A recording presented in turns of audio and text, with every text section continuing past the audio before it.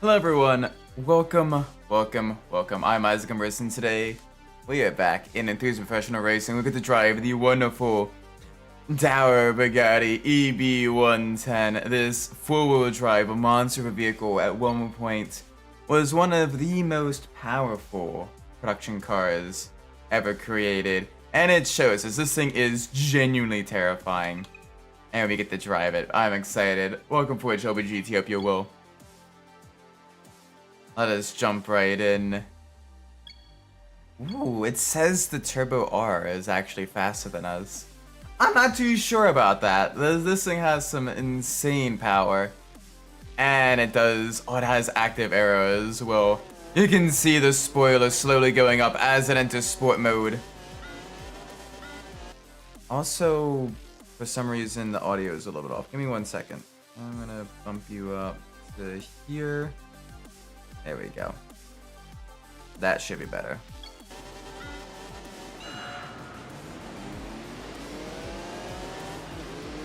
Alright. Let's absolutely send it into Bugatti. Welcome, Leaf in the Winds. Yeah, finally caught a stream. Glad to see you here. Glad you can finally catch me streaming. I know it's a little bit, sometimes time zones and scheduling do make things a little bit difficult, especially if you're like overseas or in another country or whatever. So glad you can catch one, and you're in for one of the longer running streams as well. In terms of games that we've played, we've been doing Enthusia Professional Racing off and on since I have literally started streaming back a little over 2 years ago now. We're on our journey to get every single vehicle leveled up to level 10. Let me dial that back just a little bit. There we go. I can hear myself just a little bit too loud in my own ears, and now it's getting a little bit distracting. And this is where we try to get every vehicle up to level 10. Level 10. So how to level up in this game? You have to drive a certain distance in a vehicle, and also get minimum of positions as well that get additional points. And those points go towards leveling up your vehicle. There's 10 total levels. You start at level 1, and each time you level up, you either reduce the weight, increase the grip of the tires, or increase the power of the engine. In that order, and there's 3 levels for each of them. So, for example, level 2 would be a weight reduction upgrade. Level 3 would be increasing the grip of the tires. Level 4 would be a stage 1 power increase and everything. And it just kind of goes back through that loop. Obviously, the more expensive and the faster the vehicle is, the more points you need to upgrade as well. So a Bugatti takes a lot longer to upgrade than a Honda Fit. Oh, welcome everyone else coming in. Welcome, JB. Fish to you as well. Look, I'm getting good drawing vehicles. The Ford Mustang SVT. Yeah, it looks a lot better. Like the proportions look pretty good on it and everything. The wheels look a little bit better in terms of they look like they're the right size and all that stuff. It's definitely getting better. You've been improving, so good stuff there. Whoa! A little bit of twitch there. All good. I just started kind of about it. Very nice. What was just starter car? Oh my gosh, that is a wide boy. Absolute wide boy here. I gotta remember to graze when the brakes a little bit. Get the car slowed down just a pinch. Because trying to actually get it all sorted out under the heavy braking after the bank turns is very tricky. Ah, you had defeating the Type M team. Yeah, they're in the GTS R32 Skylines. I think for a little bit less power, but yeah, they can still be quite quick. I've been using modified I've been using modified A86 so far, and that's been doing well enough. Wasn't a GTS? Have you gotten to the second mountain yet? Because if you just started Kato Battle, yeah, then yeah, there'll be the Type M team is. Ah, okay. So then, all right. Damn, that's pretty good then.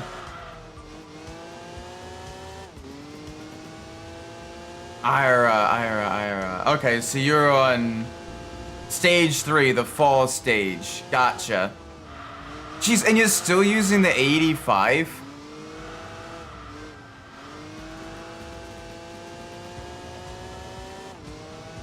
Jeez.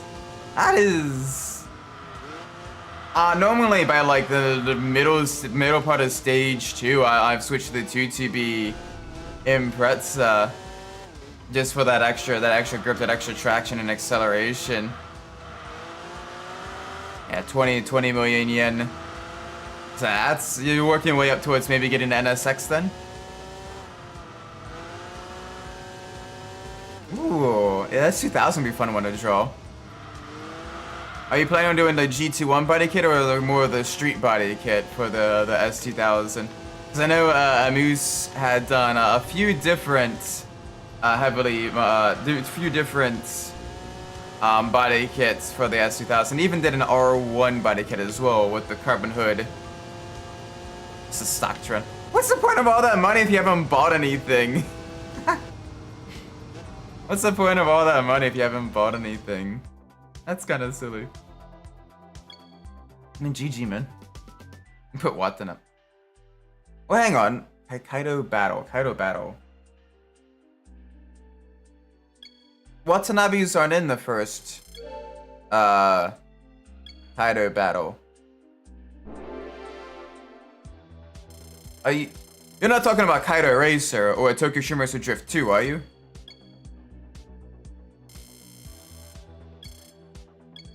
Because yeah, what? I don't think Watanabe's in the first one. Because I tried to put him on our Treno, and I don't think. Yeah, they're not in the first one. Oh, the European one. Okay, I was thinking the Tokyo Shimmersu Drift 1. Yeah, the European one. Yeah, that one has the Watanabe's in it. Yeah, okay.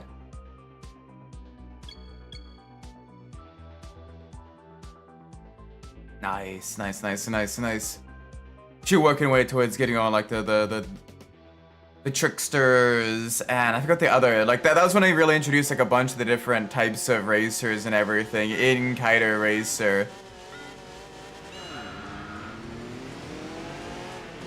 Because you had like the tricksters, you had the lovers, you had the supporters, I think. I forget all the different types in Kaido Racer. I know in Drift 2 you have the tricksters, you have the medalists that give prizes, you have the supporters that give fans, extra fans anyway.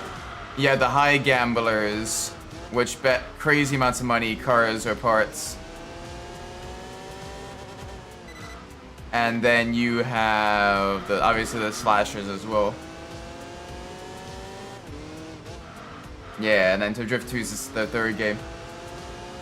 Yeah, because, you know, I never had like emulation and I'm a murmur kid and everything. I always wonder why there was such a big jump in terms of like complexity and like just changes in general between Drift 1 and Drift 2. And honestly, like, Kaido Racer bridges that gap near perfectly. It's a shame that never got released in the States. Like, bruh, like, that's such a good game as well. It's a fun one. Yeah, the R32 Jitsu. Best of luck then, man.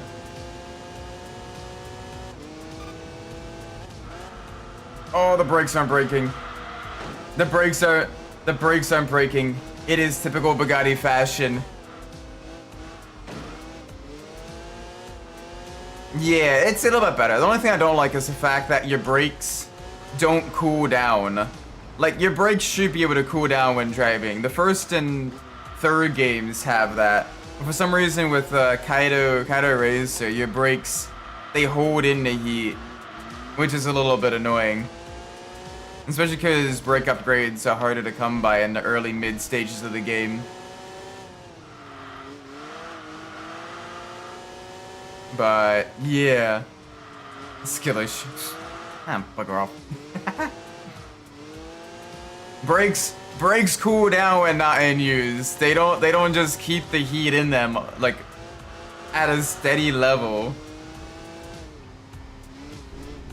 But now the game's like, nah, you had a heavy braking zone? Too bad. Now your brakes are knackered for like the entire rest of the run. Like, I get the tire wear being consistently going up and everything. But like, no wall riding. Nah, I try to race properly. I'm not Hail Melling it. I ain't Hail Melling it.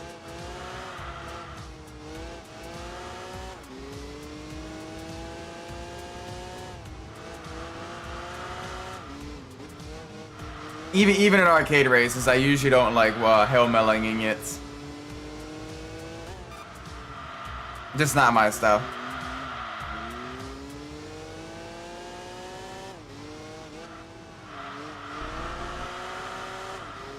Yeah. But anyway, this Tamikaira behind us, despite having considerably less power, it is able to stay up with us very, very quickly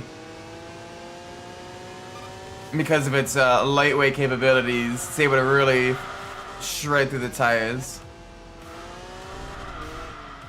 Whereas we're kind of struggling a little bit.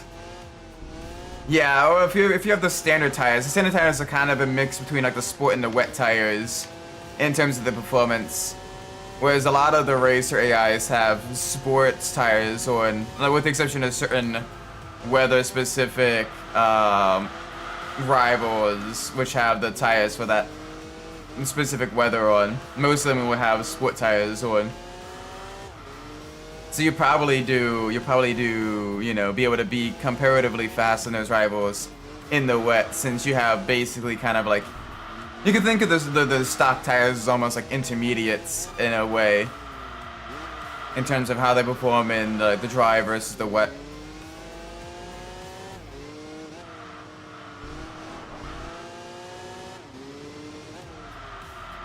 Oh boy. Alright, gotta be a little bit careful through here. Gotta remember the car is quite large, the car is quite chunky. The car has some serious power. But the brakes on this are kinda rough. Yeah, we woke up in the 90s Bugatti anyway. I wouldn't exactly call this one new. Hang on a second. There we go.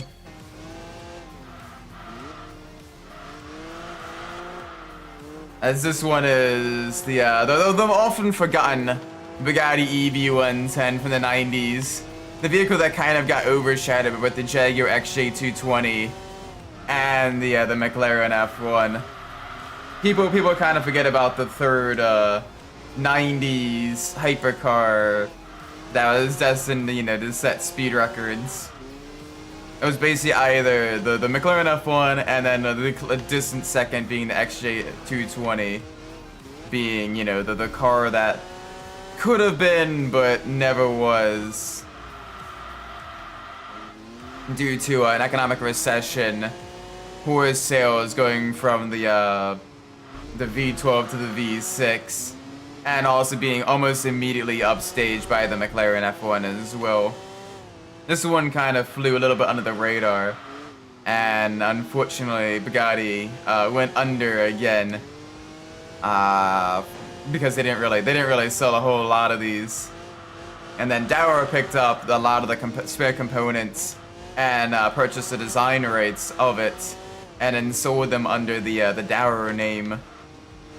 And needless to say, there's a few more. I think there was like a total of what, 10 Dower EB110s made, in addition to I forget how many Bugatti EB110s. But there is not a whole lot of either. Yo, Adachi, welcome. Hope you're well. We are absolutely sending it through these tight suburban Japanese streets in a Bugatti. We're waking the neighbors with this multi-turbocharged chungus of an engine. So not too long ago. Hopefully had a safe trip. Welcome back.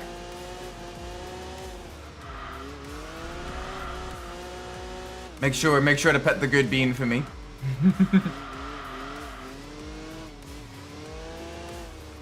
Oh, the understeer.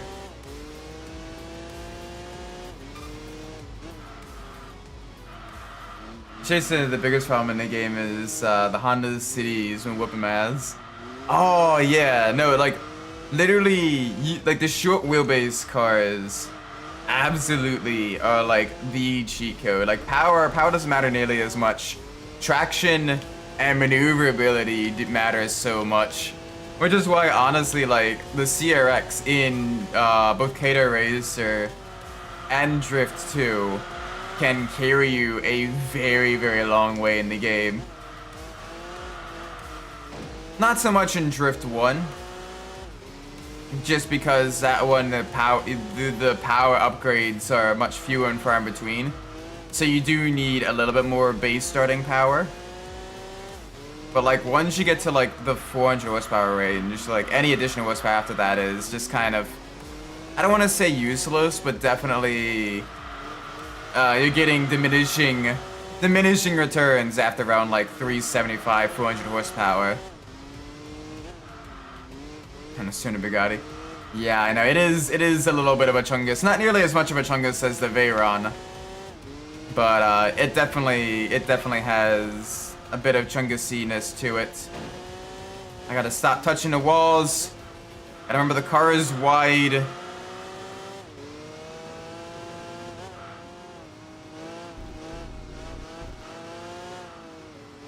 Come on. Like, on the straights, we're absolutely gapping this Tamekaira behind us.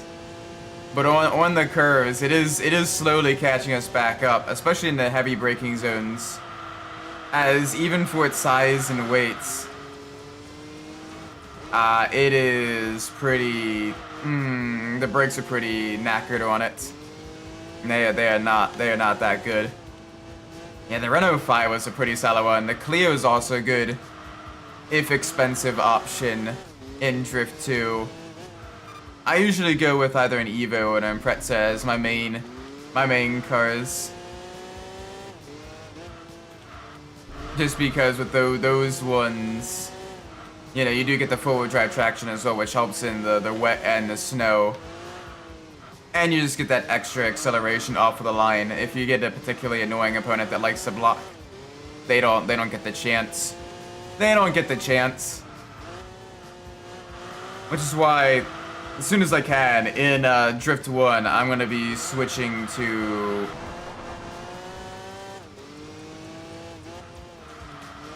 the 2TB Impreza. Because that is lighter, more maneuverable than the Evo. It's easier to set up in my opinion as well. And I can absolutely tear up the mountain passes with that. Come here, the midship king. Haven't noticed in 8 years? Ooh, what song?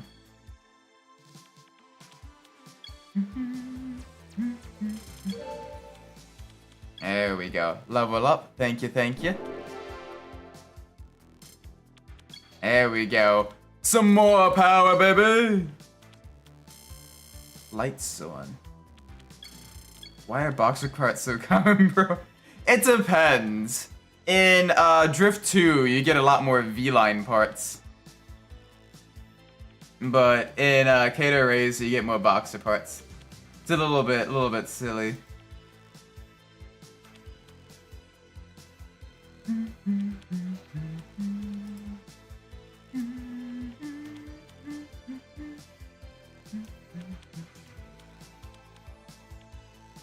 Not 2 years ago.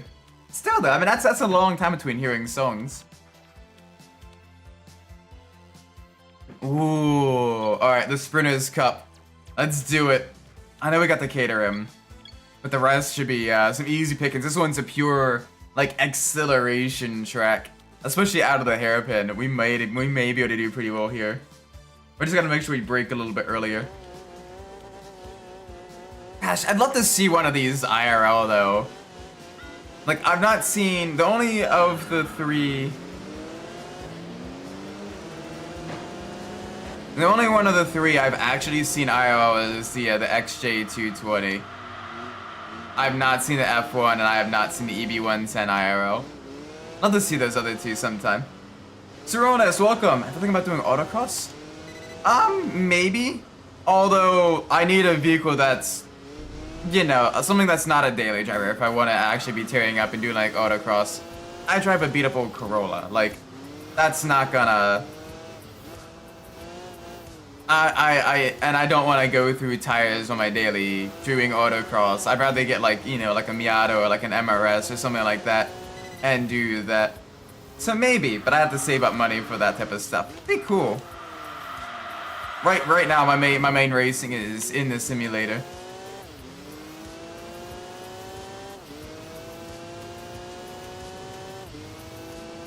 Yeah, more so just tire and like running costs. That is a big thing. Plus, also, I don't wanna autocross daily because the last thing I need is to be out of a vehicle if, God forbid, parts break from, you know, launching it too hard or something stupid. I want a vehicle that I know I can like comfortably brake and everything and be mostly okay. I don't want to be without a vehicle. I need to travel for my job. I can't really work from home too much. What do you think of the Enthusia? I have to see pictures of that. But I mean, if it's a recreation of the EB110, that'd be pretty cool. I ran in second gear last weekend. Ah, no. Absolutely nope. Oh, that would literally put my heart in my throat, and my stomach out of my ass. Oh no. Absolutely, that is exactly why I'd want a vehicle like specifically for like autocrossing or something. Even if I got like a shitbox or whatever, just to do that, like a beat up, you know, Cavalier or something. Just something that like I can, like, isn't a daily. I'd do that. You can pick this in Discord. Yeah, definitely.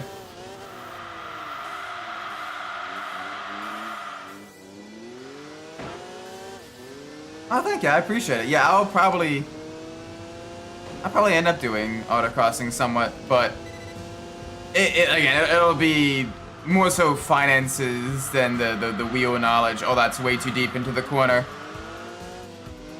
Center DC. Ah, okay. Okay, I am familiar with that. Yes. That looks pretty awesome, actually.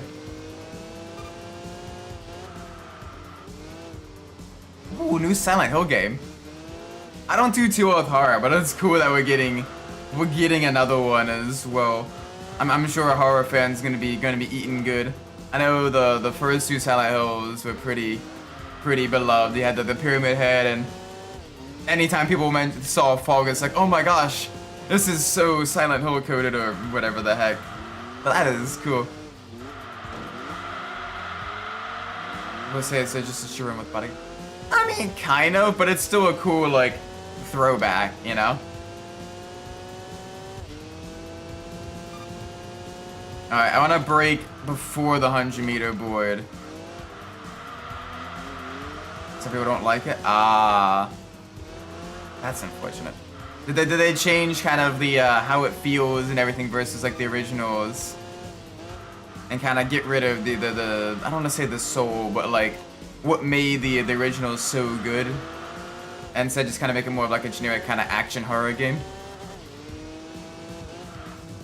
Instead of kind of more of the psychological inter-conflict horror of a man battling his own violent urges and everything, his own self-hatred, and that being a representation of that. Deja vu. Oh, the understeer is still there. Yeah, it's basically like the new roof Yellowbird. It's built off of the new 911 chassis, but they're made to look like the old kind of 80s Porsches. But they're significantly more powerful than even like the modern 911s and everything.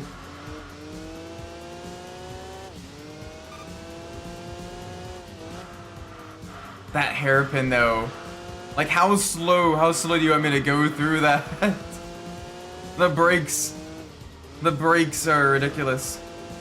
That being said, if I don't do autocrossing, I know the East Coast where I live, there's a pretty solid karting scene as well. I wouldn't mind getting a kart together and doing that too. That way I can actually race, you know, practice racecraft as well with other people on track. That'd be pretty good as well.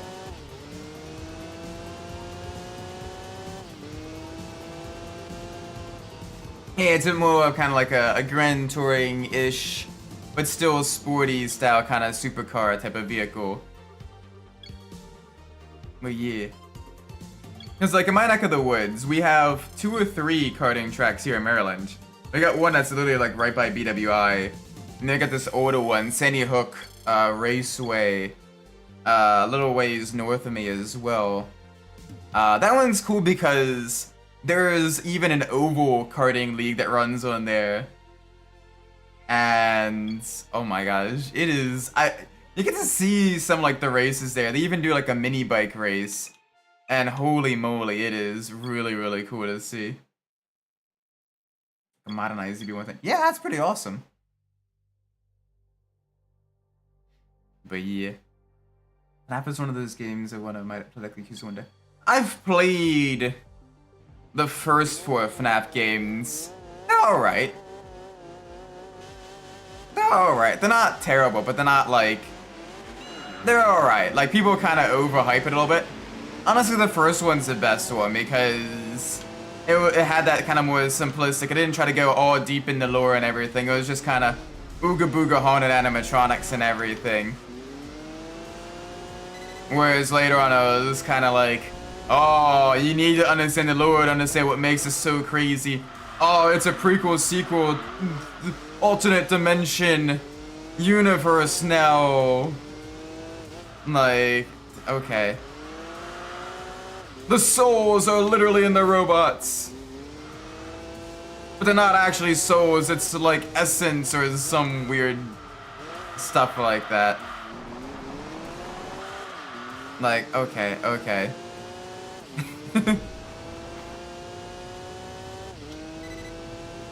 Oh yeah, overkarting is, it is very unhinged. It's a different style of karting. Usually it's the people that, it's like, it's basically higher CCs, but still in like a kart frame. And they're raced on like a bunch of like short tracks and flat tracks as well.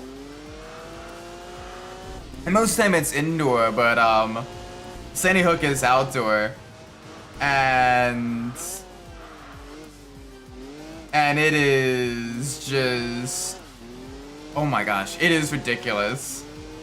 Like the speeds that they reach sometimes. They also race mini bikes on the track as well, and that gets very chaotic because the mini bikes are usually even a little bit too big as well for Sandy Hook.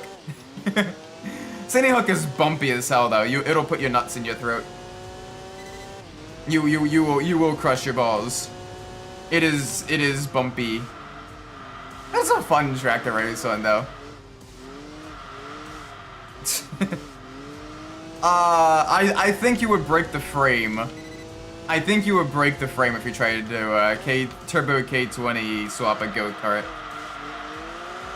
Like there ain't much of those frames in general. You would literally like just break it. You would bend the frame.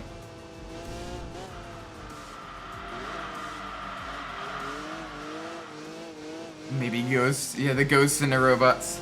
The ghosts in the shell of the robots. Reinforce easy. Although you do have little inline four-cylinder sprint cars. You could probably, depending on the rules and regulations on engine size, you could probably build like a naturally aspirated K20 in like a mini sprint and run that. I think there's a 2-liter league, depending on where you are. It's my daily currently. You're gonna love this. A mid-2000s Toyota Corolla. The base model. The base model. With it in all its steel wheel glory. It is amazing. But hey, I have good memories in that car. I have no intention of getting rid of it. I'm gonna keep it until it basically falls apart. I'm gonna make sure I take care of it as well to reduce the risk of anything happening to it. Yeah, but it does have the auto tragic transmission, the slush box.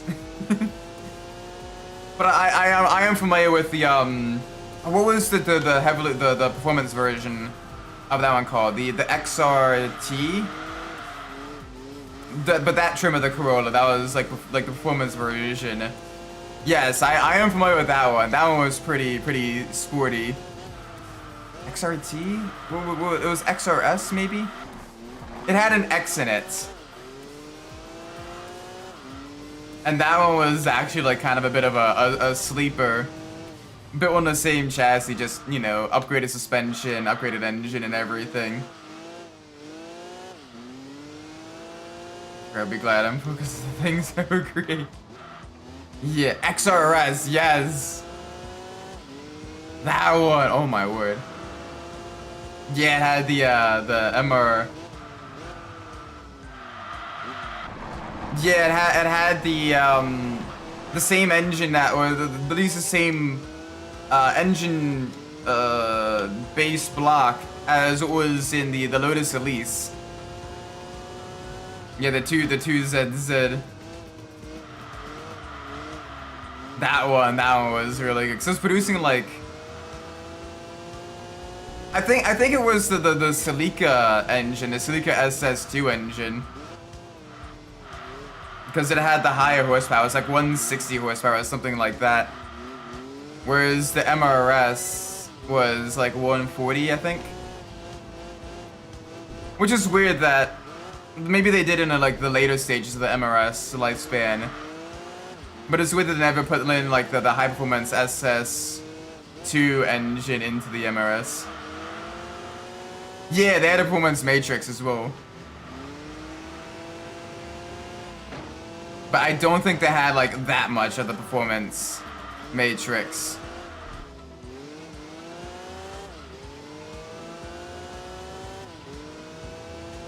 The XRS.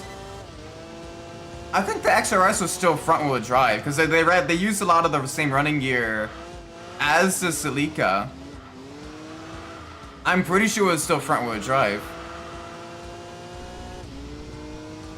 I'm like 90% sure it was.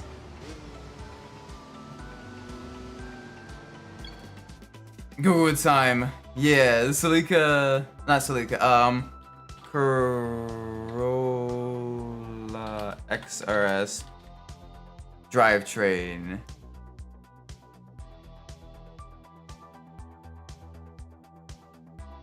Yeah, front-wheel drive.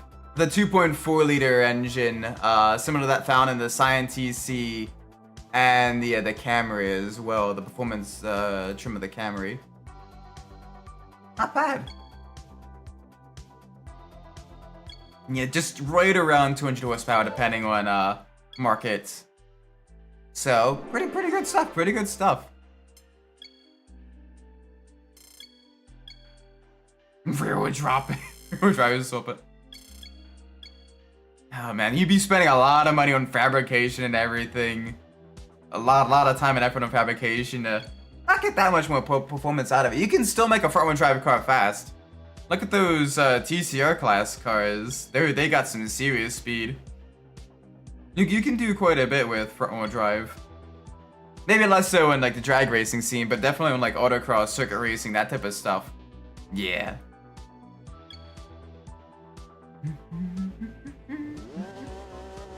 Alright. The Japanese Grand Prix. Like, look at all the crazy time attack, like CRXs and Civics and everything that are still front-wheel drive. Okay, yeah, it is popular in drag racing, but like, horsepower per horsepower, at least in drag racing, you get a lot more from a rear-wheel drive or four-wheel drive setup in terms of time. But in like time attack, circuit racing, all that stuff, a front-wheel drive and a rear-wheel drive car of similar power and weight can both make equal-ish lap times, depending on the track.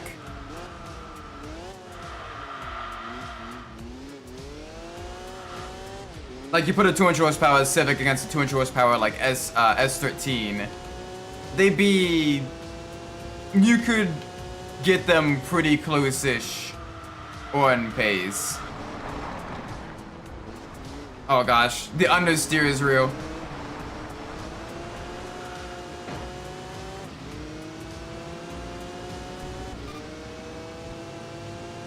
Yeah, but then you have the weight transfer as well getting to the rear wheels, so you get less traction over the front. Like, yeah, they're less likely to spin or whatever, but you are gonna end up with considerably less traction on the front wheels. So, it's...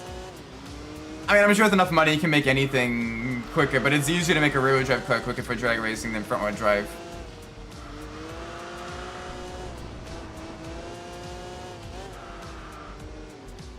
But welcome, Midnights. Beat GT6. Very nice. Very, very nice. Congrats.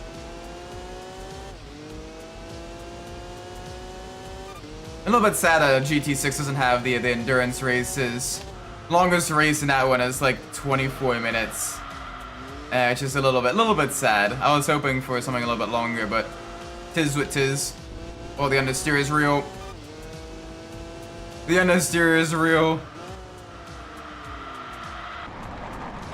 God, the brakes just do not work on this car. You get to see the footage from the Nürburgring 24 in the R35 GTR. Very nice. As We Are One plays in the distance. Gosh, Tsukuba really showcases this vehicle's weaknesses though. Like, the brakes are genuinely quite terrible. And it is very difficult to get it to actually get around the corners.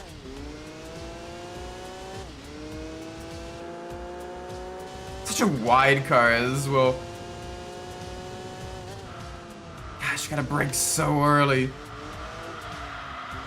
That way would I rank it? I know you said probably lower than 5. And probably even lower than 2, I think you said.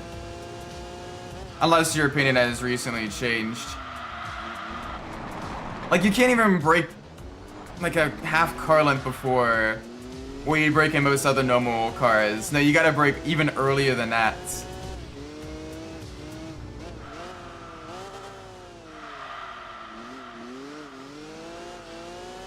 Gosh, the brakes in this are terrible. Yeah, definitely below 2 and 5. I remember you saying that. Probably below. Oof. Then again, my view is definitely tainted because I was used to like doing like the racing leagues, the car clubs, and the seasonal events.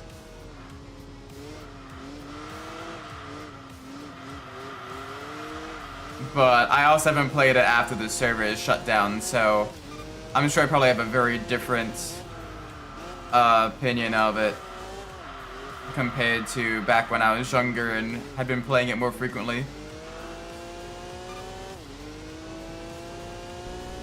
A little bit of a shame that they focus so much more on the seasonal events versus just given the you know, the variety of the seasonal events compared to the regular races in the career mode. Like, they had some really good stuff that they just never made into regular offline races, which is very disappointing. Because there was some events that I genuinely enjoy kind of doing with different vehicles, seeing like what I could do with them and everything.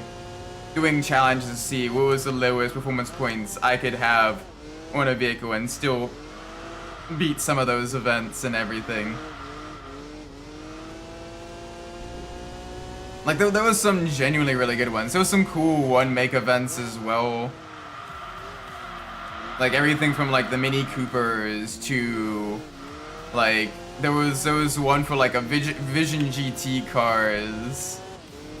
Which back then, there wasn't as many Vision GT cars as there are now. But you had, like, the Lexus, you had the two Mercedes, the BMW was one of the early ones as well.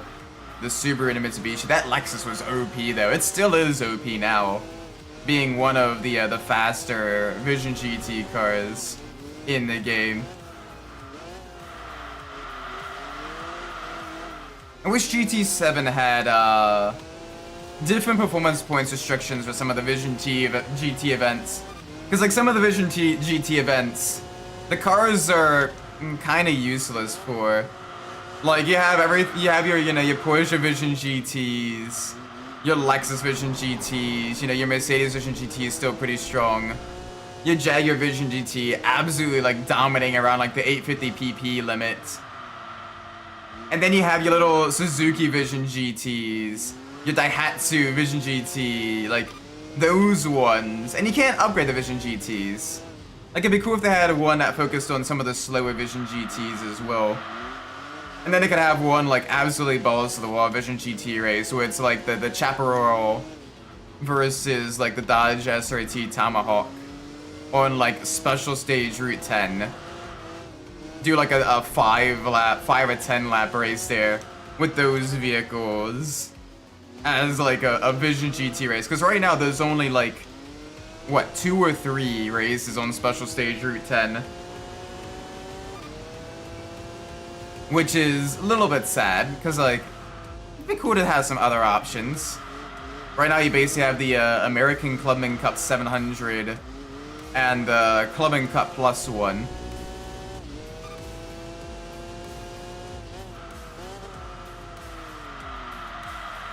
Oh, for the love of brakes!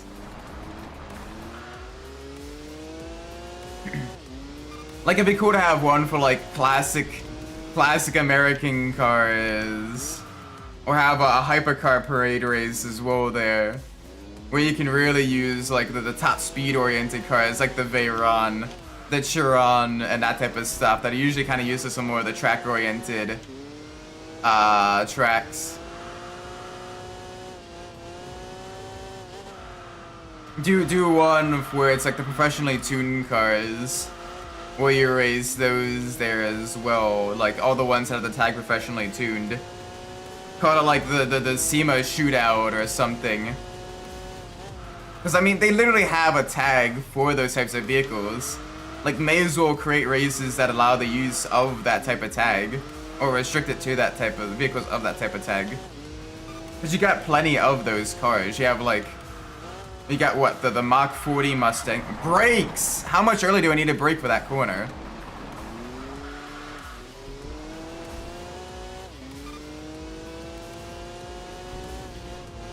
Like, I gotta brake at the access road instead of at the start of the hill. And even then, sometimes it still decides it wants to just run wide.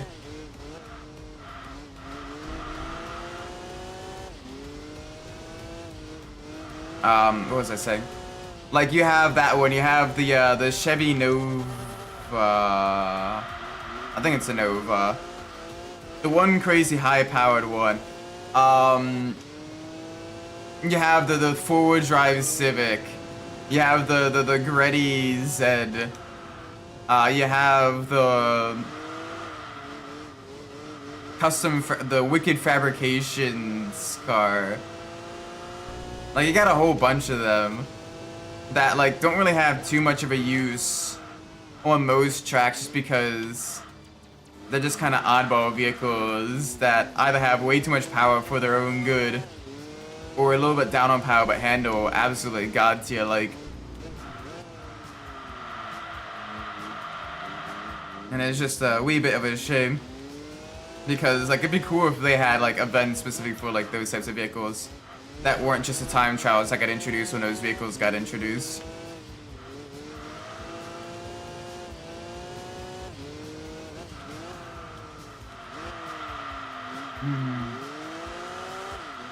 I'm hoping I may be able to get my PS5 fixed sometime soon. I'm a little bit sad. I finally got back into starting to play Gran Turismo, doing some split mode races and all that stuff in my free time, and then literally like it looks like the laser went up on it because it can play the non-disc games perfectly fine, but it's not reading my disc games, which is a little bit sad because I only bought it back in like 2022, 2021-ish, somewhere around that time period. Like, it's not that old compared to like other consoles that I own and have played a lot more regularly. So I wonder what caused the laser to go up on that one. At least I think it's a laser. I'm getting it diagnosed, and the console repair store is a little bit backlogged, so it's gonna take a little bit for them to get to mine, but hopefully sometime by like mid-April. Hopefully.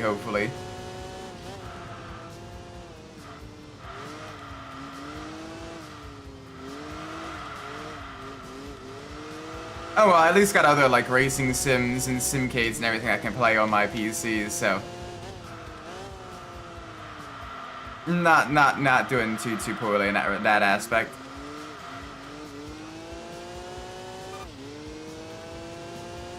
Damn, everyone else is so far behind. It's basically the Skyline way ahead, us in second place, and the way behind is like the trailing 4 cars. Like, we are very solid second place here. Just doing the best we can. The Skyline now crossing the line. Brakes, please.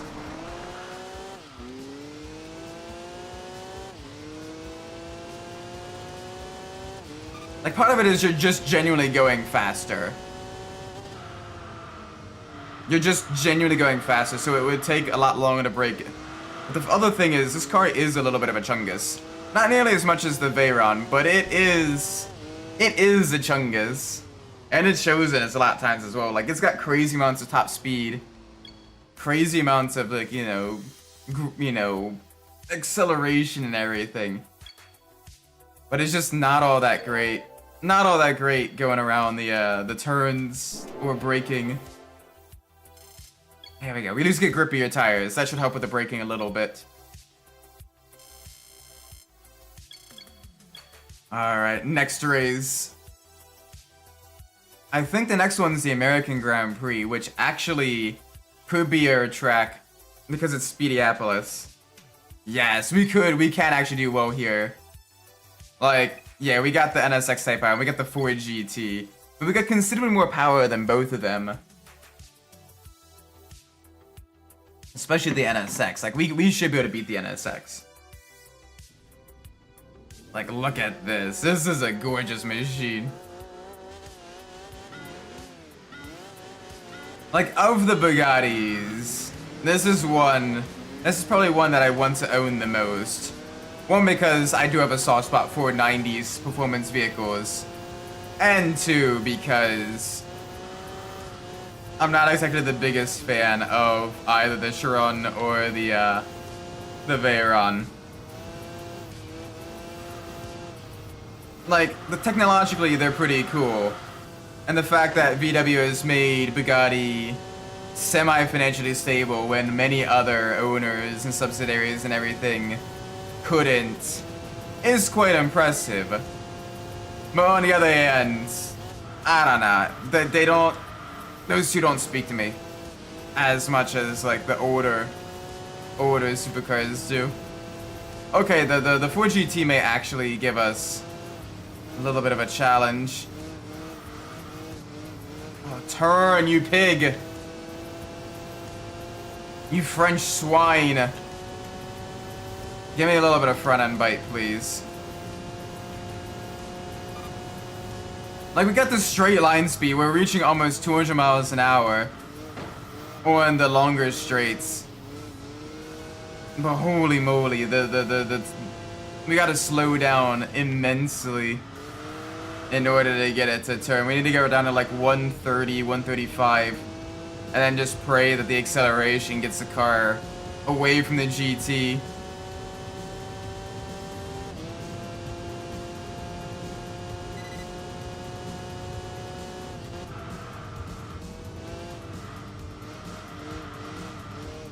Yeah, 130-ish miles an hour is kind of the speed we want to be at. Holy moly, the difference in pace though, from the actual like straight line speed versus like the cornering speed. I think this is probably the largest gap in terms of like vehicle performance aspects. Oh, please, come on, give me a turn in. Had to scrub a little bit more speed there. The rear wanted to go a little bit.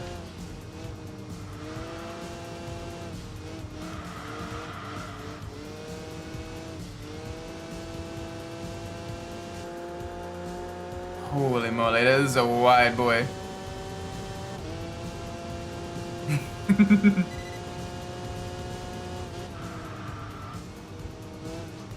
Alright, there we go. So yeah, I'm looking for kind of that dirty spot on the wall to the right as my braking point for this one here. I used the Coca-Cola banners there as reference point to brake for the final turn. What are these? What do I use for these two up ahead? I think there's banners where I can brake for the first turn, and I'm not just winging it. There's not. All right, I gotta look for a dirty spot on the wall then, or something. There's a couple of them, so I gotta count them. And then here I'm braking just at the end of the billboard, just as that yellow billboard to the right leaves the leaves my field of view. The Bosch billboard. There we go. Down, back into around 135, 130 miles an hour mark.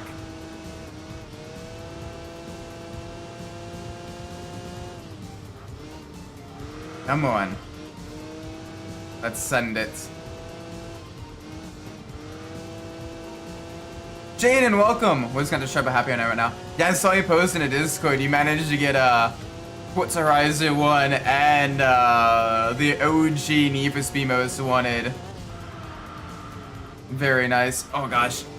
Turn.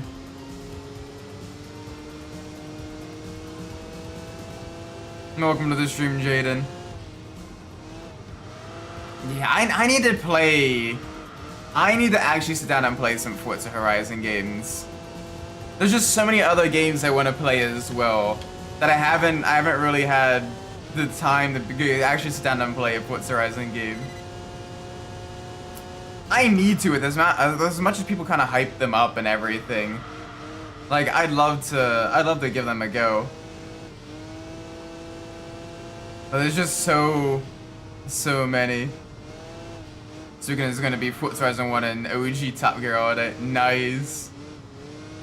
I imagine you're gonna try to eventually get Forza Motorsport 4 as well, since that's what's considered one of the better ones. And I think that one actually has vehicle descriptions narrated by the Top Gear presenters as well. About Hammond, May, and Clarkson.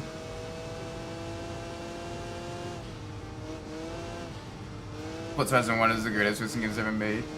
Yeah, I've seen pictures and everything, and like screenshots, and it looks super cool.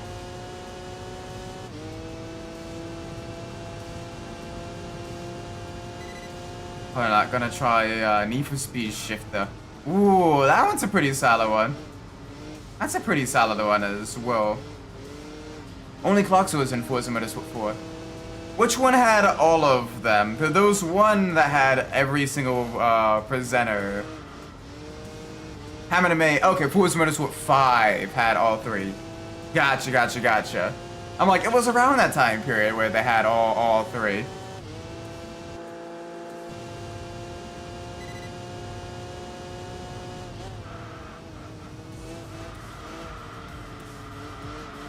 And Forza Motorsport 6, they only had Hammond and May. RIP. No Clarkson. Big Sag. I don't know, it's one of those things where one of them is gone, the other two, well, I still like watching their content. And this goes for all three of them. Like, I've enjoyed seeing bits of Clarkson's forum.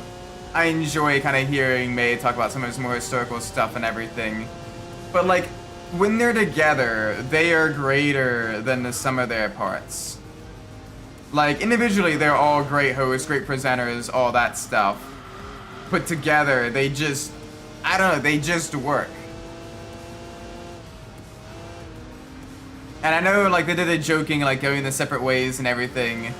May kind of, you know, deleting their numbers out of his phone at the end of the last Grand Tour special. But I'd love to see them do, like, other things together, even if it's more lower keys stuff and all that stuff. I was going to work myself for 20 years. Yeah, true. Very, very true. They just have that chemistry, that vibe. Like, you can tell, like, they were genuinely pretty, like, they all kind of liked each other a decent amount. On, like, Top Gear and the Grand Tour. Uh-oh. Alright, which super license test is giving you trouble? Is it the final one with the Bugatti? The Bugatti one was a pain in the ass. The Bugatti one is an absolute pain in the ass. The first one, what's the first one? The first one.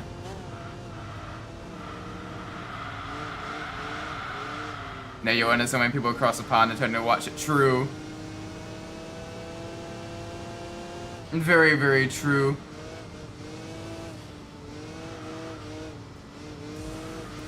Apricot Hill with the GT86. Okay. So that one, I love Apricot Hill. So this one, alright. Turn one, you don't want to brake at all.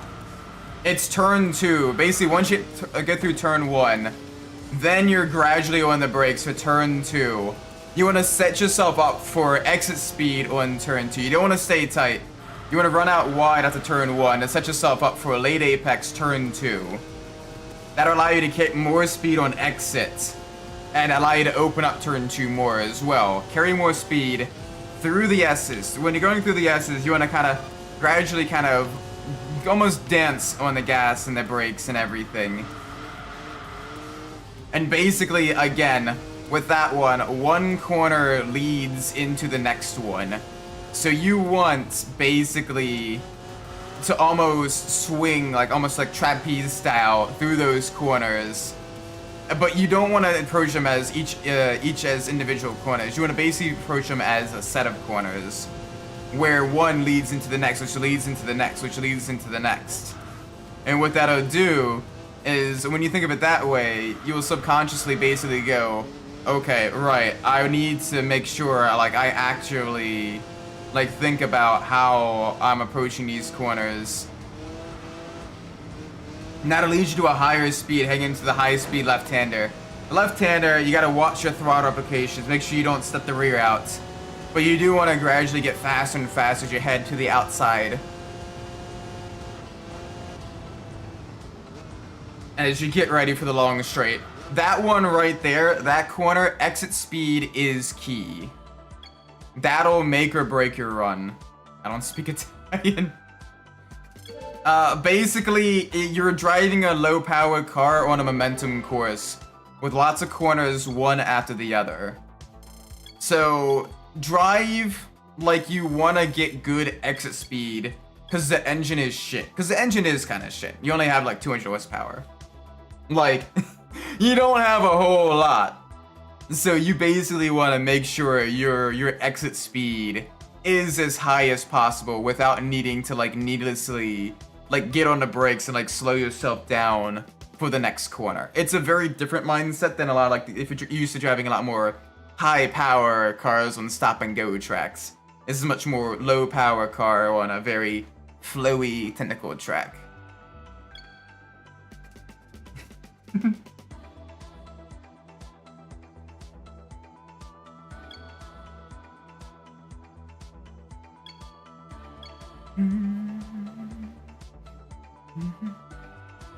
Also, make sure you cut as much course as possible when heading through the chicane at the end. If you can almost straight line it and lose minimal amounts of speed, I mean, you will need to brake a little bit because you got to make that left-hander. But keep your speed up as high as possible because the car's got no torque, the car doesn't have a whole lot of power, and you're going uphill after the chicane.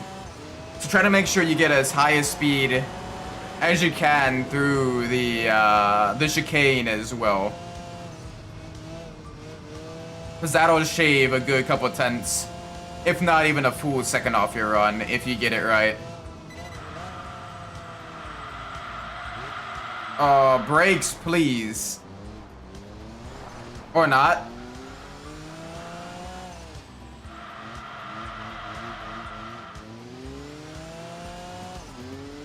Oh, at least the roof is also having issues with the brakes running wide there.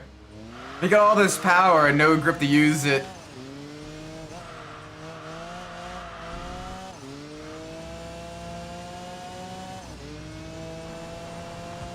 Alright, gotta brake before the Dunlop Bridge.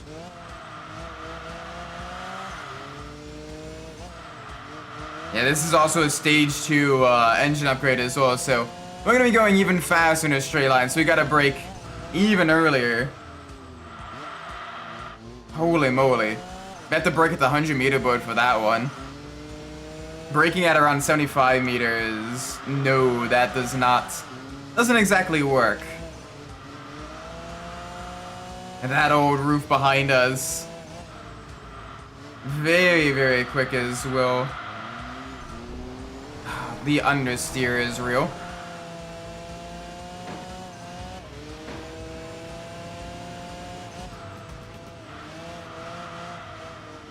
Alright, come on. Oh, there you go, you're running wide. Rear engine moments. Porsche moments. Understeer then oversteer.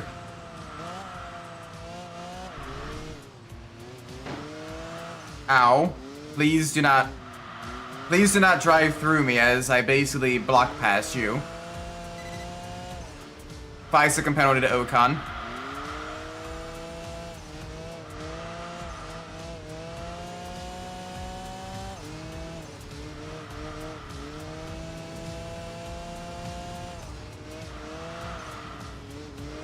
Come on. Oh, the understeer is real. Like, as soon as you hit that uphill section, the car is like, I had decided I'd want to go commit understeer. Like, bruh. Really?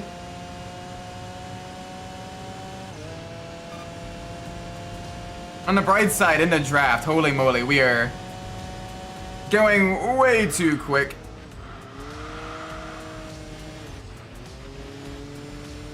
Oh man, we're both all bent out of shape here. Going way too fast to this corner. Want to brake probably around 75 meters. Never mind, I guess the 100 meter board.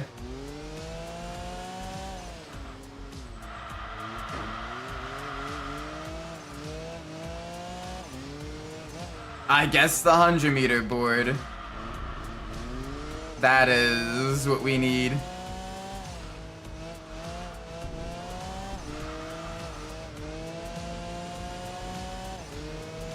I gotta brake before the crest of the hill.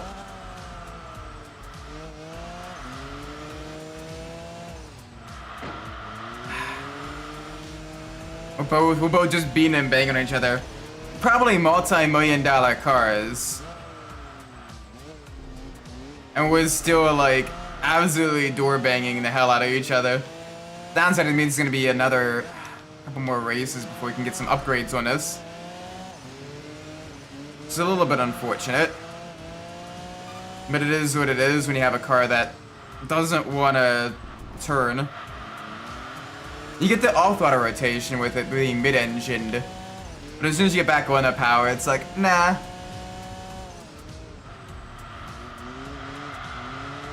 Like, this would definitely be a vehicle, same with the roof Turbo R, that benefits from a variable center differential. We can send more of that power, more of that torque to the rear wheels instead of the front wheels. And that way you can get at least a little bit more rotation through the corners.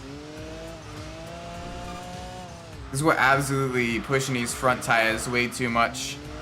And that's causing the inside ones to lose grip and begin spinning.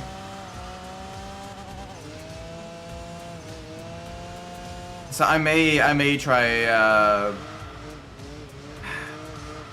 adjusting the suspension a bit because the car is still being a little bit of a pig.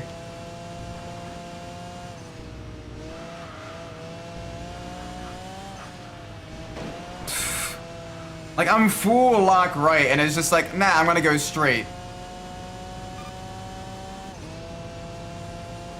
Like, there's just no weight, no grip on that front.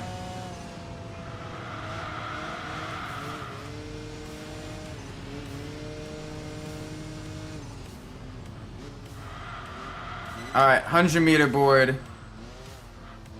There we go. Actually managed to get it slow down. You got it? Hell yeah! So what corner were you losing the most time on compared to previously? Or what corner was the problem corner? I'm betting it was probably either the S's in the first sector or the chicane in the final sector. Was probably where you were losing the most time.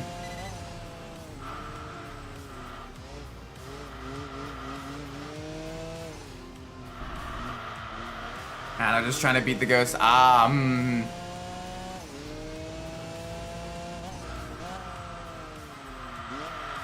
Did you get a gold time? Hopefully so. The gold prizes for the S license are super nice. Yeah, hell yeah. Alright. So you got the first one done. You have 6 more to go. 6 more, I think?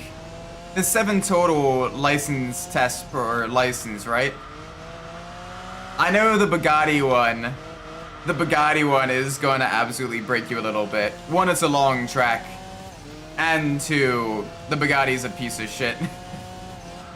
5, okay. S5 is going to break you.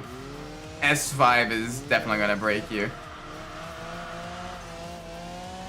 I think there's one in, correct me if I'm wrong, but isn't there also an S license test when you're in, like, the Aventador as well? Remember the Aventador one being pretty difficult too. Which track is the Aventador one on? Wasn't that like Monza? I think that one might be Monza.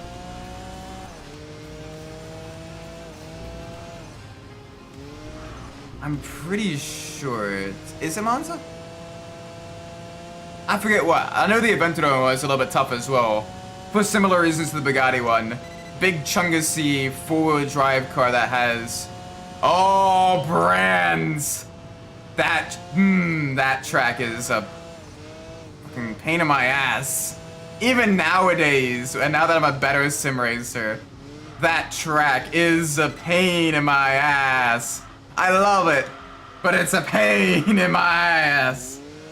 Oh boy.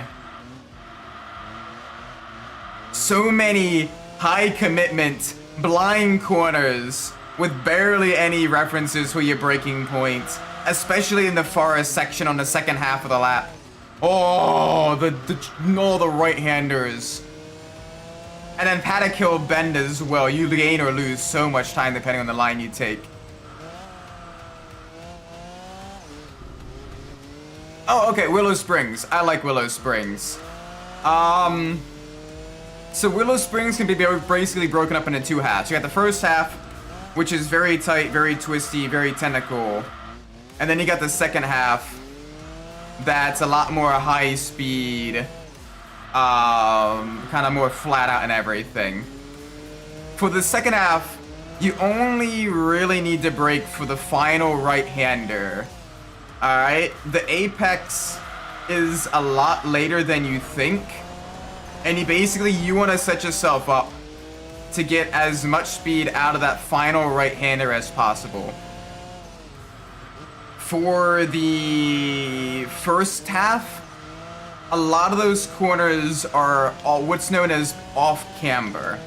Now, what that means is, essentially, you know how a NASCAR track is banked inwards to help the cars get through the turns and everything? Well, a lot of those corners are banked outwards, which means the car is going to want to understeer like a pig. Alright?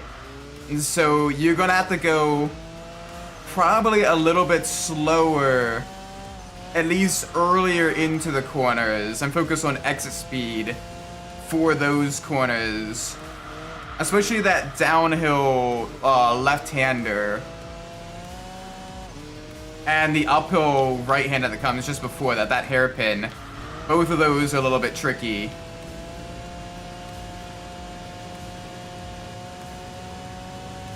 Can we get into the lead? Just barely, holy moly!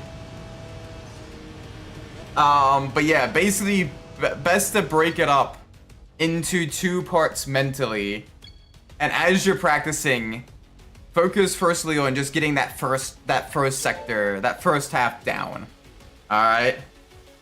Especially that kind of downhill left and then uphill right. That leads you on to the second half, that high speed section. You want to exit that right-hander with as much speed as you can. Which means getting a good exit out of that downhill awkward left-hander. Because then you're basically full throttle for a very, very long time. I don't think you lift with that first right-hander, that shallow right-hander.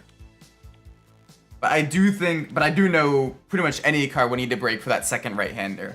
And that second right-hander, again, late apex, late turn-in. And you want to make sure you basically get as much exit speed as you can out of that corner, because then you have a long run back down to the start-finish straight. Excuse me. And that will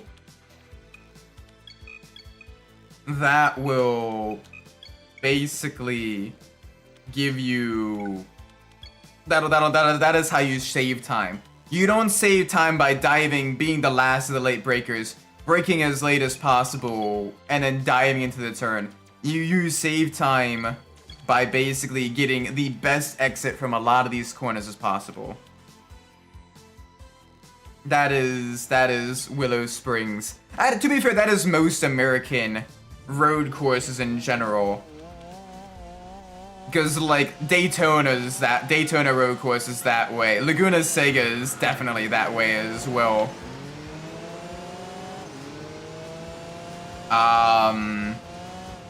You know, Road Atlanta, Road America are both that way. Watkins Glen also that way. Where you have so many kind of late apex corners. Where you really need to get the power down out of a low mid-speed corner. Which is why, honestly, Porsche does very well has done historically well in GT racing in the United States, because their rear-engined, rear-wheel drive nature really allows them to get the power down a lot better than a lot of their opponents.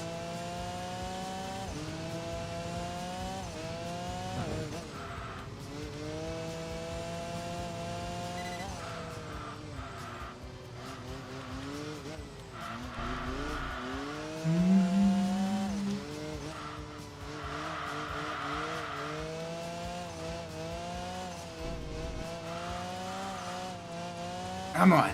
There we go.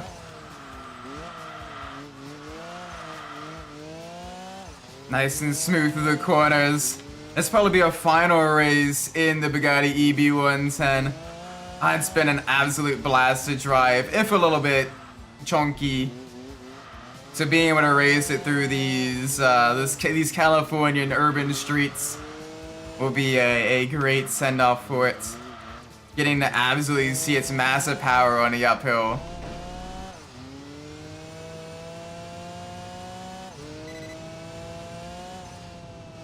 Whoa! Nelly, that was a little bit spicy on the jump. Alright, lap 1 complete. Across the line.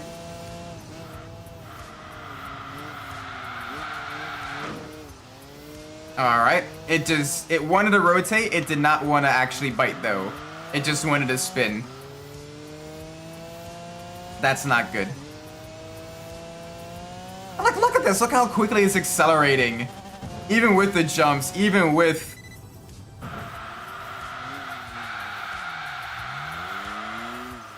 you know, the very steep uphill grade. We're doing like 140. We gotta start braking before the jump, the final jump, because otherwise we literally go flying off track. Like, that is just how fast this vehicle is, where it's literally too fast with some of these tracks.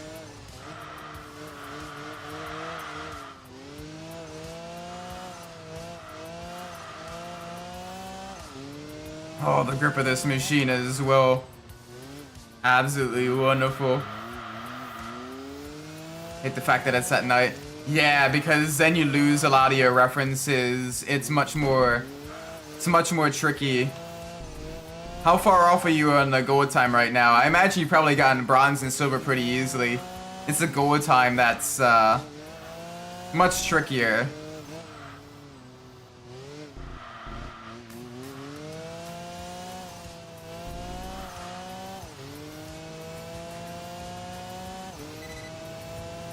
Whoa, big air. There we go, nice and smooth through here. Less than 0.8 seconds. Okay. So yeah, it just comes down now to maximizing your, making sure you use all the track going through the corners, entry, exit, all of that stuff. And then seeing how much you can kind of push getting that exit speed as well. You could probably gain a little bit more time. What did I say, Isaac? What did I say? Gotta brake before the jump. You can probably save a little bit more time coming out of that final corner, as well as heading on to the back straight as well. I think that's probably where you're losing the most time. Or at the very least, where a slightly different line will make you a little bit more, will save you the most time, I think.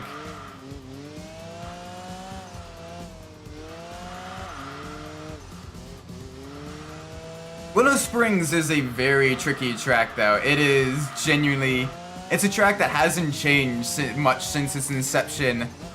Back, you know, back during like the post-war period and everything. Like, it is a very old track, but it is, I quite like racing Willow Springs. I love driving like a lot of the historic sports cars and everything on it. Very, very fun track. It just recently got bought up by a new manager as well, so hopefully we get to see a bit of a revitalization on the track. Because that would be super cool.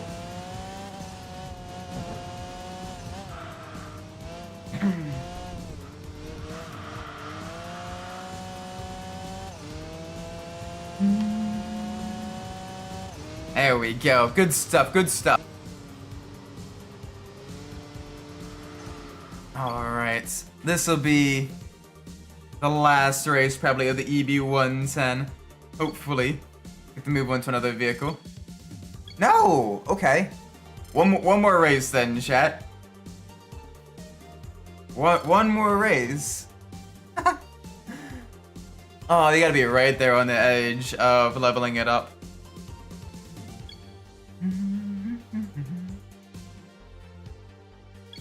Let's do the Mirage Rally.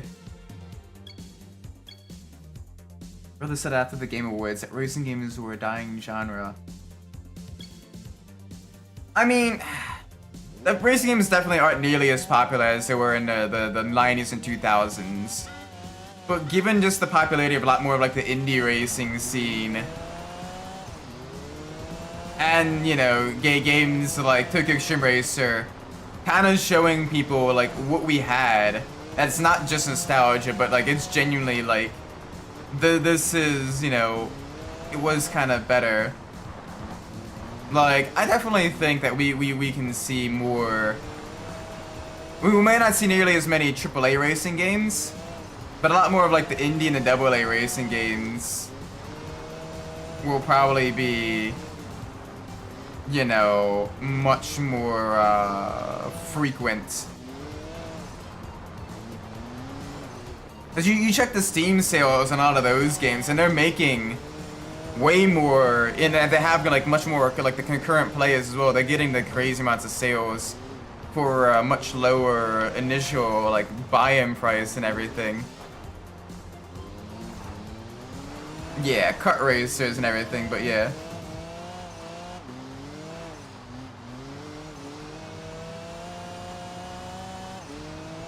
I mean, yeah, but I mean, I will say that the quality of both GT7 and you mentioned that Forza Horizon 5 probably isn't nearly as good as like earlier Forzas as well.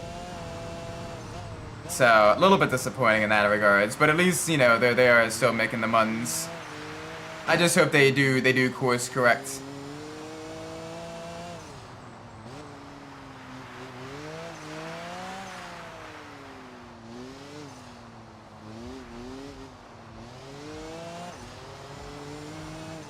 Yeah, I'm not the biggest fan of kart race just because of the more random aspects of kart racers.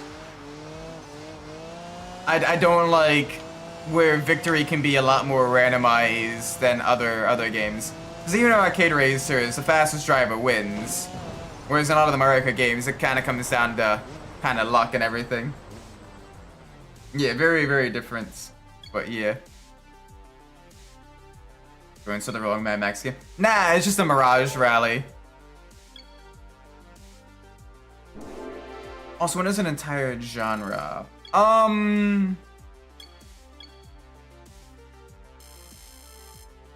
mean, outside of GTA, the GTA clone genre is kind of dead. They are racing games, they're just very, very, very different racing games. They're not the type of racing games I like, per se. Alright, let's get our next vehicle. We got 3 choices. We got the Nissan Cube. The Daihatsu Copen Seethen Malden. And we get the Honda Fit. Which genre even is GTA?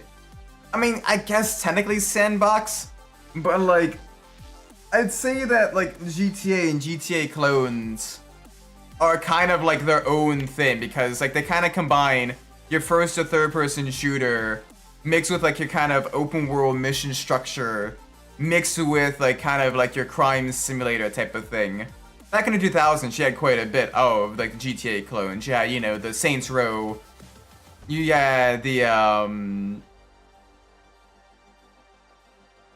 oh yeah, like very rarely has an entire genre stop getting made. Like you kind of lost the boomer shooter genre, the fast-paced, non-cover, bang bang bang, high damage, kind of projectile-based enemies and everything. But like you still first-person shooters, but like boomer shooters are kind of more or less gone, I'd say.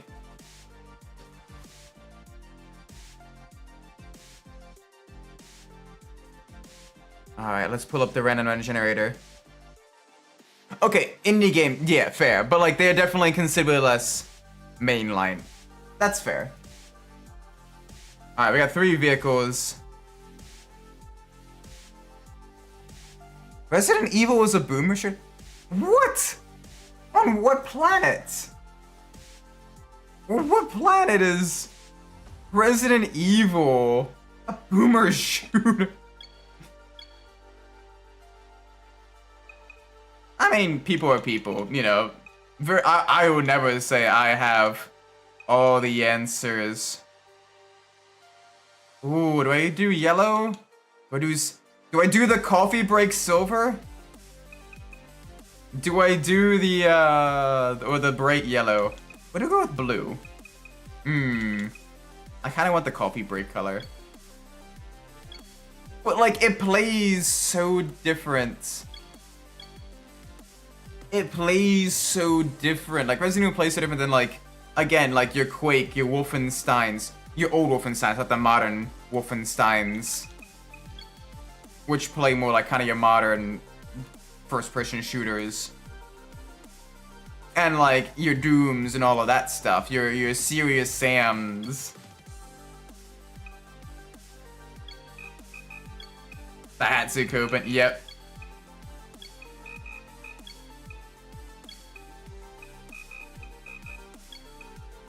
Yeah, that is true, but it's one of those things where like they're considered, there's considerably less like mainline appeal as well. You're appealing to a smaller market with like the indies, a more niche market anyway. But it's still fun, it's still cool.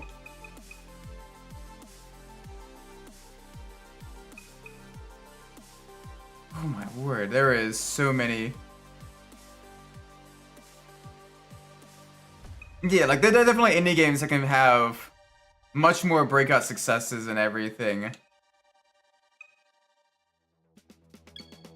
But then there are others that are they're marketed and designed to be, you know, for like, you know, a much smaller amount of people. And that's perfectly okay. They'll still make their profit. They'll still be able to, you know, stay afloat and everything like that. It's just, you know, a smaller game, smaller project designed for a small amount of people.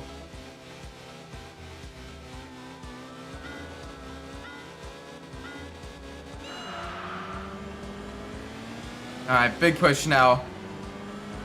In the little Copen.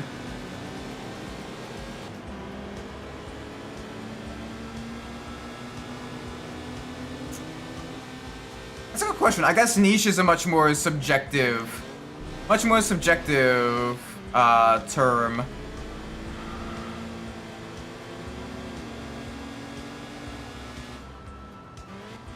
I'd say more niche in that, unless you're like in the know within like that genre, it's much more difficult to like actually know it exists. Like how many non-racing game fans know of Night Runner or Rally Fusion or Absolute Drift or like that type of stuff? Versus, I'm sure even non-racing game fans have heard of Need for Speed or Gran Turismo or Forza.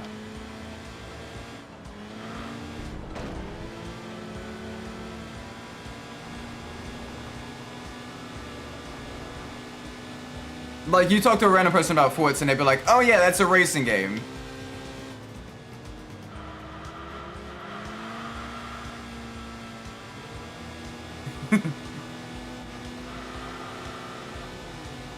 I'd say fighting games as a genre aren't niche because, like, as a genre, people have probably seen different fighting games. Things like Street Fighter, things like Super Smash Brothers. Like, those, you know, people have seen, and even if they haven't played, they probably at least vaguely know, like, what is it about. But yeah, like, Under Night in Birth, unless you're like, to be fair, like, I don't know that one. I think that's an RPG, a JRPG? Because I have vaguely heard of it before. But, like, I haven't actually, I don't think I've actually seen it or really played or anything like that. It is a fighting game. Oh, okay. I've only seen like fan art like one of the characters, so I thought it was like a JRPG. But yeah, like that is definitely very niche, because unless you're like really into the fighting games, but like no one outside of like the fighting game like community knows of it. But like most people, like you say Mortal Kombat, or you say Street Fighter, or you say Super Smash Bros. Like my mom knows what Mortal Kombat is, and I never even played, like I never really played Mortal Kombat.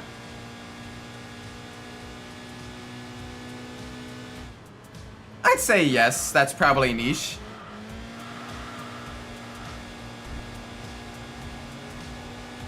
Granted, as a very consistent, very stable niche, and it's able to perform well within that niche, but it's still pretty niche. Like, probably up until recently, a lot of like your gacha games are probably a little bit more niche as well. But now that, especially they're with some of the more fan servicey games, and more like the West getting into the gacha games like Zone Zero and everything, and like Blue Archive and all that stuff, I'd say they're starting to get more mainstream. My mom doesn't know what Smash Brothers is. Okay, fair enough. Fair enough. I'd say if you could say a name of a franchise, and at least like maybe half of any random population in like, you know, random Joe population room could probably tell you at least vaguely what that is, I'd say it's not niche.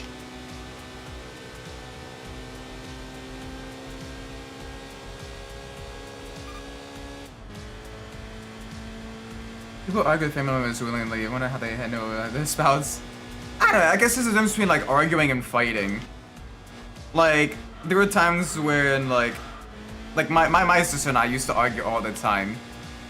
But like, it was never really in like bad faith. Usually it's more so like, alright, how do we fix this type of deal, or like, you know, that type of thing. And usually we kind of come to at least semi-mutual agreement, or at least work out a compromise.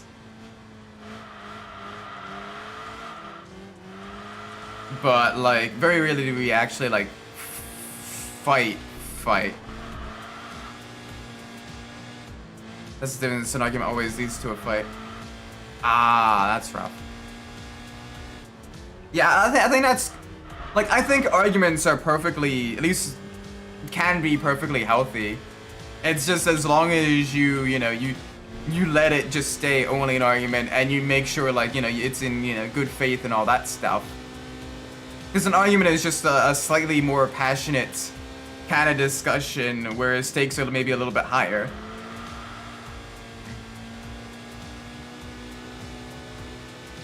You gotta make sure like you don't actually insult the person. You make sure you keep it focused on like the topic at hand, all that stuff. And then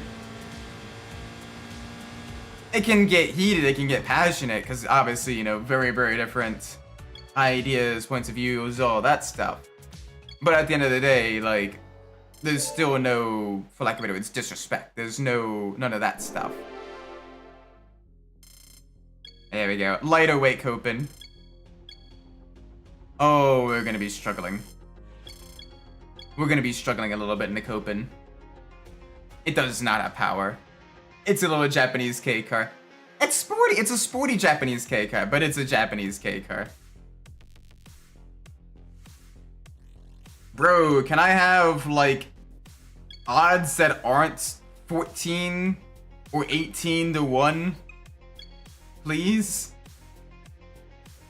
Like, come on. You can give me slightly better odds than that. There we go. 9.3. That's a little bit better. That's a little bit better anyway. I would gladly take 9.3. 9.3 is perfectly serviceable.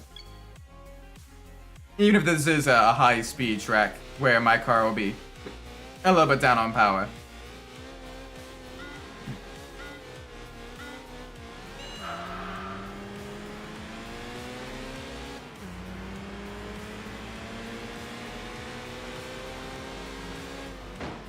Oh, hi. You gonna actually try to make your turn, or are you gonna dive me?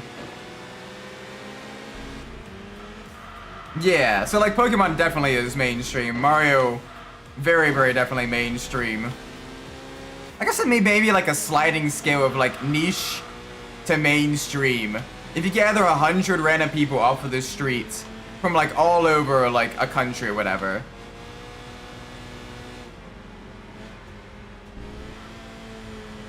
And like, I'd say like niche probably starts around like 40% or less of knowing what that is.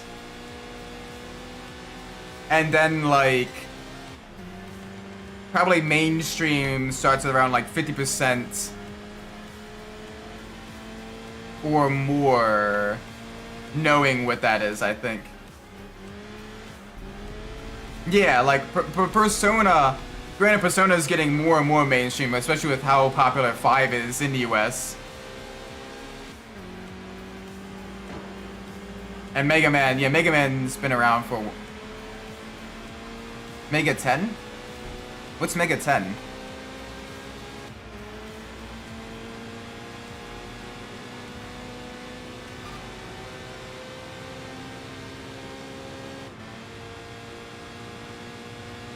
For a second I misread that as Mega Man. I'm like, oh, Shin Megami Tensei, yeah. Right, okay, sorry. I'm like, wait, what is that? Is that like a shorthand for something? My bad, I'm sorry.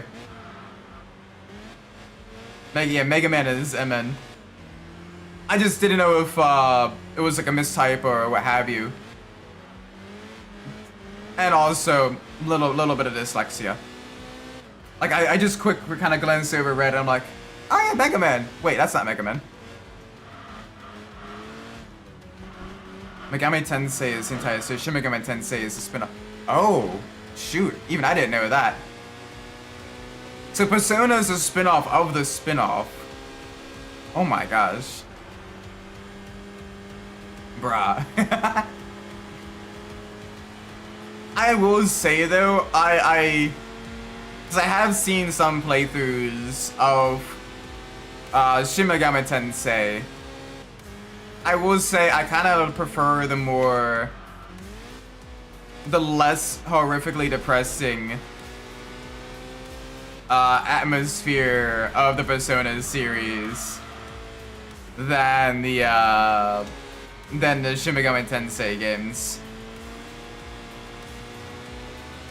I know that sounds kind of corny, but like, I don't know. I don't like playing games where like I mean, yeah, Persona 3 can and is depressing at times, yes. But like, it still has an overall hopeful message, even with the ending that happens. Like, yeah, a lot of bad things do happen in them. But, like, there is still a lot of, like, you do a lot of good.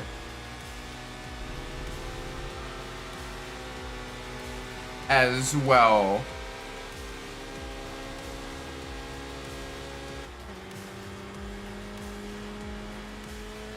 I mean, yeah, okay, Persona 3 is probably, of the more mainline Persona games, definitely a little bit more depressing than the other two. But even still, okay, I'd say then...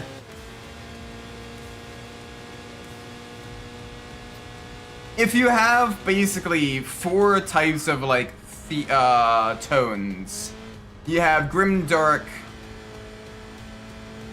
grim bright, noble dark, and noble bright. With grim dark basically being there is not as much you can control in the world, and generally speaking, the world is kind of depressing. Noble dark being there's a lot more one person can change in the world, for better or for worse. But the world in general is, at least currently, kind of a bit more depressing. Grim Bright being, there isn't a whole lot that one person can change in the world. But the world is generally a bit more upbeat and cheerful. and noble bright being. There's a lot that a person can change in the world, and the world is a lot more upbeat and cheerful. Yeah, Persona 3 is a lot more noble dark. You still do a lot to save the world, to help people, and all that stuff. Yeah, generally the world is still kind of shit. Yeah, a lot of bad things happen, but like, you still feel good about the sacrifices and the choices that you make throughout that. Whereas like, the Shin Megami Tensei games feel a lot more grim darkish. Where it's a little bit more, you know, a lot more, there's a lot less that you can do. The world is already kind of lost a little bit. It's kind of been overrun and everything. Raidu. Which one's Raidu? I don't think I've seen Raidu.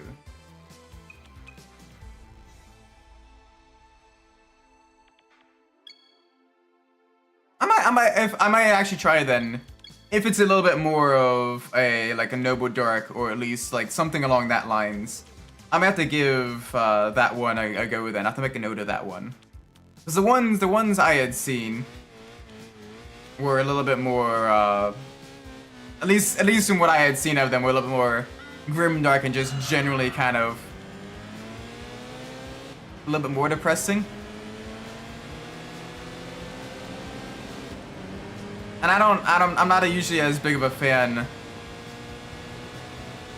Oh, what was one of the more recent Shin Megami Tensei games?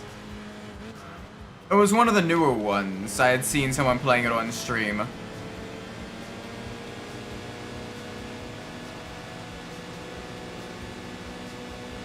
Holy moly, we have no power. 5? It may have been Shin Megami Tensei 5 then. I'm not sure. I think. It's been a little while since I've seen someone play it as well. Like, it's been a little bit over a year, so... But yeah.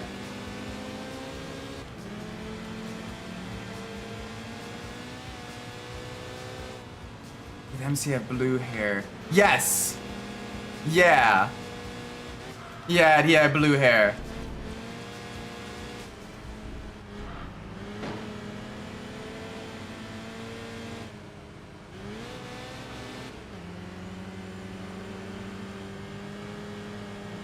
Shin Megami Tensei 5 changed in the year. They have a different version, but I can't vouch. Ah, okay. So was 5 a lot more, like, kind of dark than, the earlier ones, then?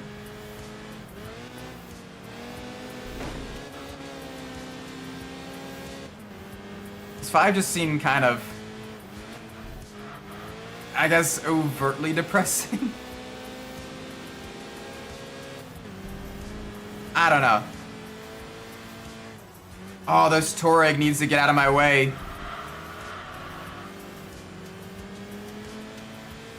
The Volkswagen needs to go.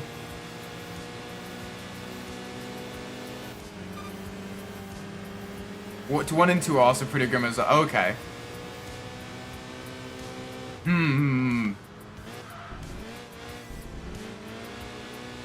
Yeah, I don't know. I much prefer games where, like, even if it is like a darker game, like you at least feel like your choices kind of matter within the world, and like you at least can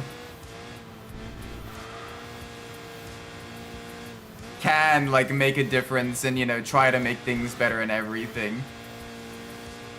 Like, that's why even though 4 is genuinely depressing, GTA 4 is depressing, I still like it because your choices do matter. You can choose to spare people who do show up later and, you know, actually are grateful for your actions, and you can make a little bit more, the world a little bit more of a better place.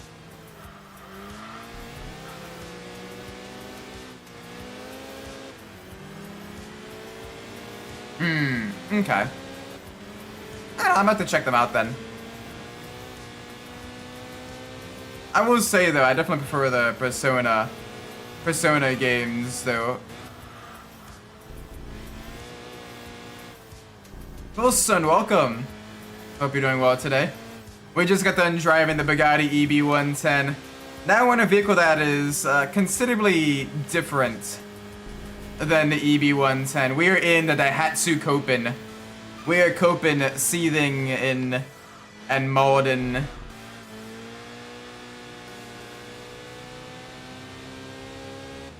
And holy moly, this thing has no power. This thing has absolutely nothing going for it. It's got the nimble handling, but that is about it. We need power upgrades and stats. Tokyo Mirage session. Okay. Is Tokyo Mirage also made by Atlas?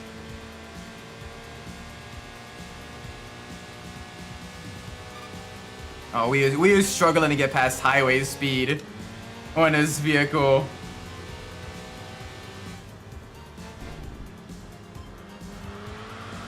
There we go, out to the end. It's made by Atlas and Nintendo. Ooh. So I imagine it's a Nintendo exclusive then, right? Like a Switch exclusive? The Dark Horse. Ooh, I'm gonna have to check that out. Hang on a sec. Tokyo Mirage. Tokyo Mirage. It's a 2015 role-playing video game developed by Atlas and published by Nintendo for the Wii U and the Switch. Ooh. I may. Does it play similar to like the Persona games? It's a niche. To be fair, I've not even heard of that one, so you know that definitely. I may actually try that out. It's sort of the Switch. I'm about to see if I can't find. Is it digital download only, or can I also... It's just Persona with more stands. Nice! Oh,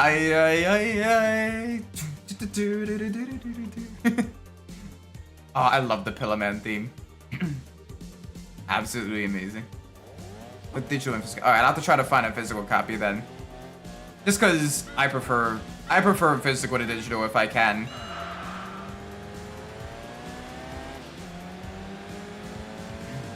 That way, if anything ever happens to the console, like, you don't lose the game as well. You may lose your data, but, like, you don't lose the ability to play the game, potentially.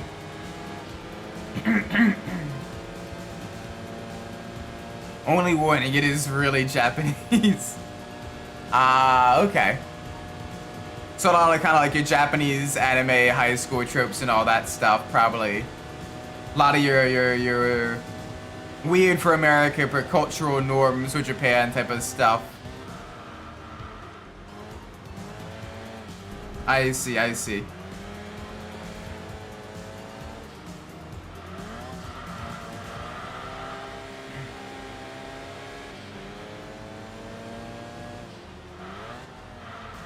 Oh, come on, give me some turns. Give me the turns. Up in the third place, we're chasing on a minivan. So that's, it has social links, we don't date. It's only like the truly social.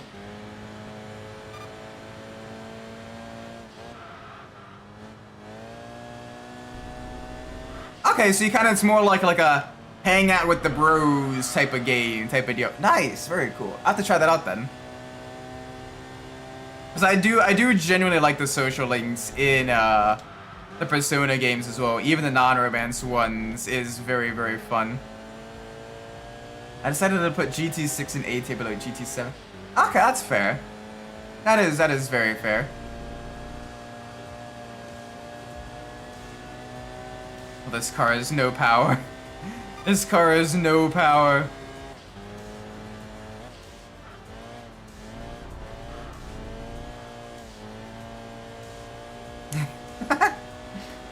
absolutely no power in this thing.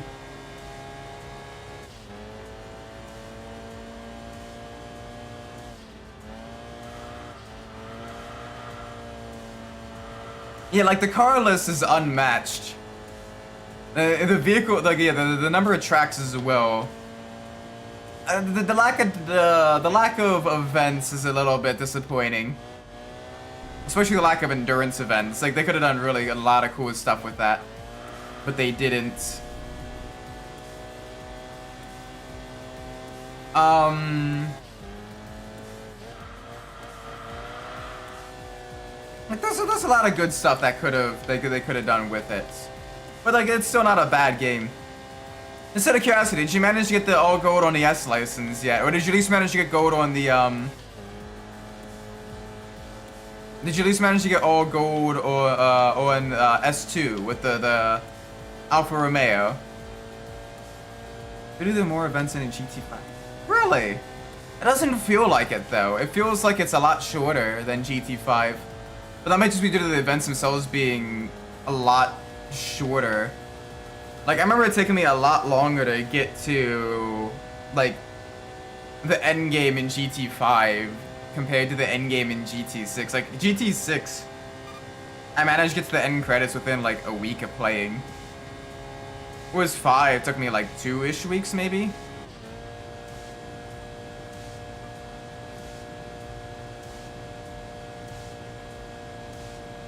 How Harold heard is Earl from Eastern Wonder.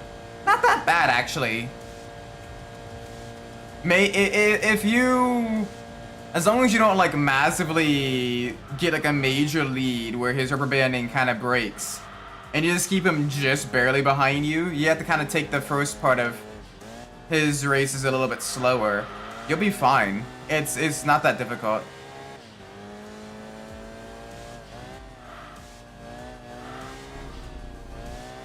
Yeah, like Earl's not all. Granted, he is more difficult than a lot of other Blacklist members around him. But like, he's not particularly that difficult.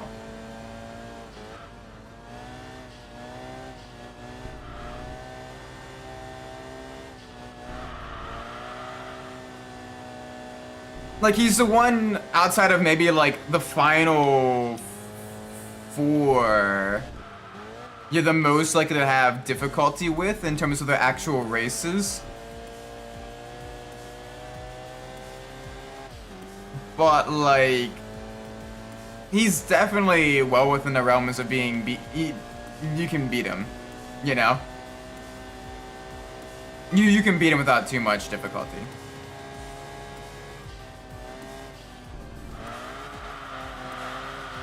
Ironically, for me, JV, like, you know, JV, Ronnie, Bull, Razor, more so JV than anything else, just because that drag race is actually pretty difficult. And Razor's drag race is a little bit challenging as well. Ronnie can be pretty quick on his final circuit race. And Bull's not that hard. Bull's not that hard. But like JV, Ronnie, and Razor, all 3 have events that do make them a little bit more of a challenge than like they otherwise would be.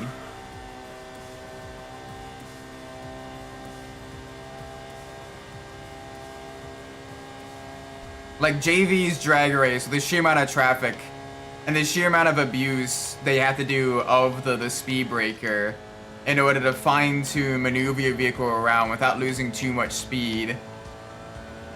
That one is genuinely challenging. That one is genuinely very tricky.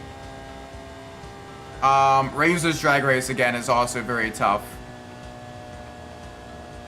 The rest of his races aren't that bad. Just long, because there's 5 events. Which is a little bit of a... less of a challenge and more so just...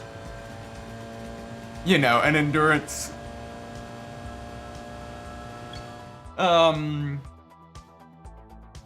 And then Ronnie, his final circuit race, he does actually begin taking things seriously and is actually pretty quick there. There's rumors that they may make another Dragon Ball Z again. Oh gosh. Why? It's not like it was... like there was major glaring graphical or animation issues or whatever. Like let it rest, write something new. You know? Like jeez. Mr. Krabs, why? 40 millionth time, me boy. It's so funny watching the Invincible animated series and hearing General Krieg, and every time you hear him speak, you're like, bro is pulling a Mr. Krabs. Especially when like he's actually angry and yelling instead of just being more calm. Like holy, ow, die bomb much. Like. He literally is just pulling off the Mr. Krabs.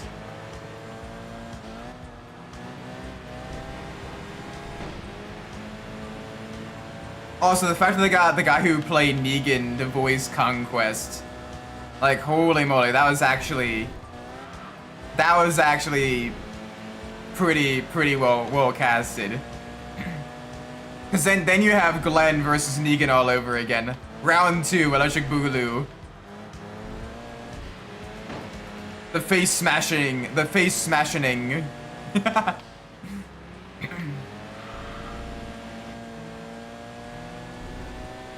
Use your head, Mark. Those who know will know, and those who don't won't.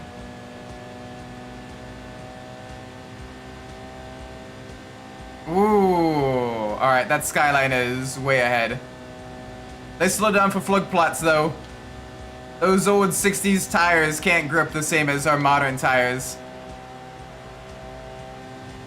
Can we actually get over 100 miles an hour in this car?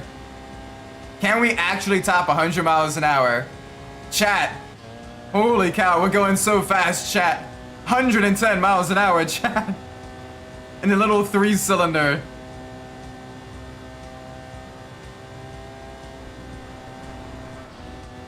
Never watched the series because I'm afraid how they would handle it compared to the comic. Honestly, they've done a pretty good job compared to the comic. Like, they made Amber a lot more likable compared to the comic. Like the good parts of the comic stay good in the animated show, and most like the bad parts like are pretty. Like the rougher parts of the comic are a lot better. Like for example, they do flesh out Rex a lot more compared to the comic. They give him more of like a personality and everything. They give him more of like a character arc and all that stuff. Cecil is definitely a little bit better of a character as well. Not that he was a bad character in the comic, but like in the animated show, like they definitely improved at a good amount of stuff. There's still a few cringe moments, like Rudy.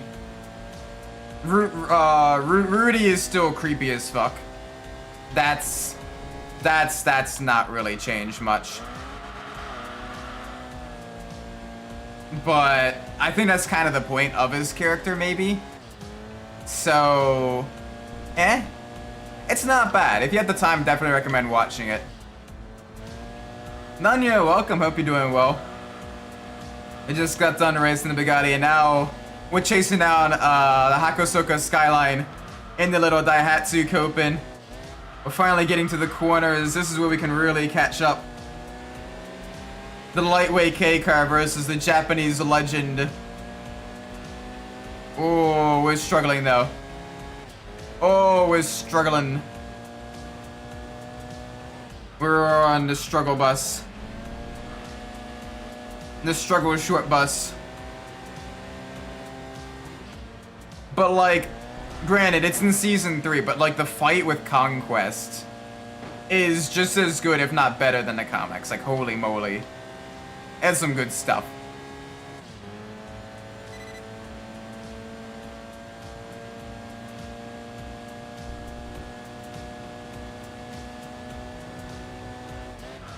To be fair, if you lose to the Hatsu, you will be coping. And Seethan and Malden. If I don't level this up to level 10, I'm gonna just name the next stream that. Copin, Seethan, Malden. I know I don't have a whole lot of time left because I gotta get a few things sorted tonight. Probably this race and maybe one more race afterwards. Just because I need to get a few things sorted. I need to practice Kialami for this Saturday. I got a race there. The season finale of the TGT series. And this has not been the best season for me. I kind of got wrecked out in Brands. And that dropped me down the order massively. So I am going to have to really, really push this final race and try to get as many points as I can. Kialami is one of my stronger tracks, but it's gonna be a potentially mixed condition race. So I gotta make sure I really, really nail down them pit stops, nail down that pit strategy. So I think I'm ready. I think I'm ready, but I want to do some more practice because it has not gone well. The V-Track series has gone a lot better. The VTuber challenge has gone a lot better. I'm actually in contention for winning my class. Although the final course is Monza, and it is like, it is literally like the leader has 65 points right now, or 68 points, sorry. And isn't going to be able to make the final round at Monza. Then you have Ruby with 61, myself with 60, Omet with 60. And a few others that are like in the 50s close behind. Like there's technically 6 people that can mathematically win the championship in the pro class. And I am one of them. But Monza is also one of my weaker tracks. So I am expecting that I'm gonna more so play Tail Gunner to my teammate Omet, as she has also 60 points. So if I can defend her from like any crazy dives into like the turns and all that stuff, be kind of like the blockade, hold off the more aggro-y people who think braking later is the only thing there is to racecraft. It's not. That quote from Senna, if Gap Car has done irreparable damage to the sim racing driving standards.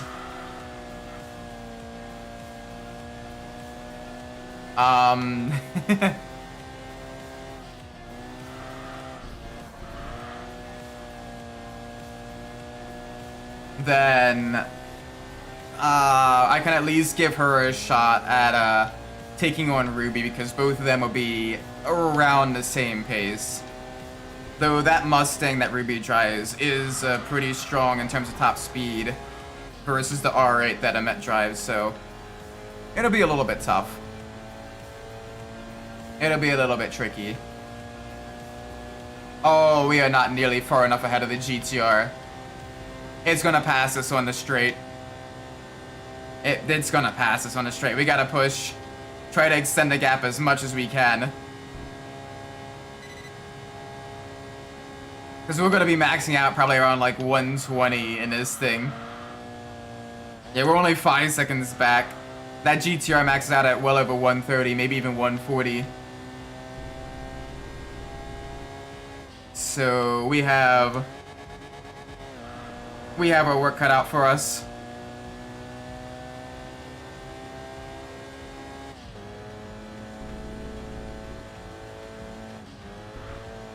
Come on.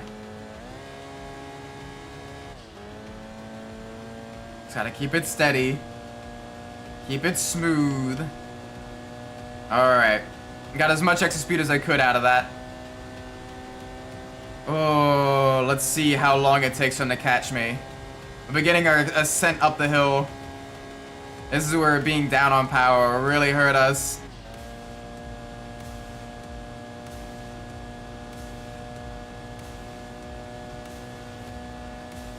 Slowly work our way to the right. I'm not seeing it in my mirror yet. But he's gonna be coming. Yeah, he is catching us. He is catching us very quickly. Alright, I see him, a faint speck in the mirror now. Here he is. Here he comes. Oh my gosh, we're gonna actually hold him off. He's slowed down for the kink. He's gonna be catching us into the braking zone. We can brake a lot later though. We're on more modern rubber.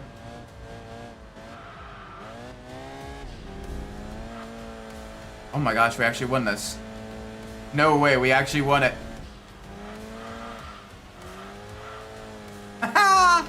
Let's go! Wonderful, wonderful stuff. We beat the skyline. There we go, give us the upgrades.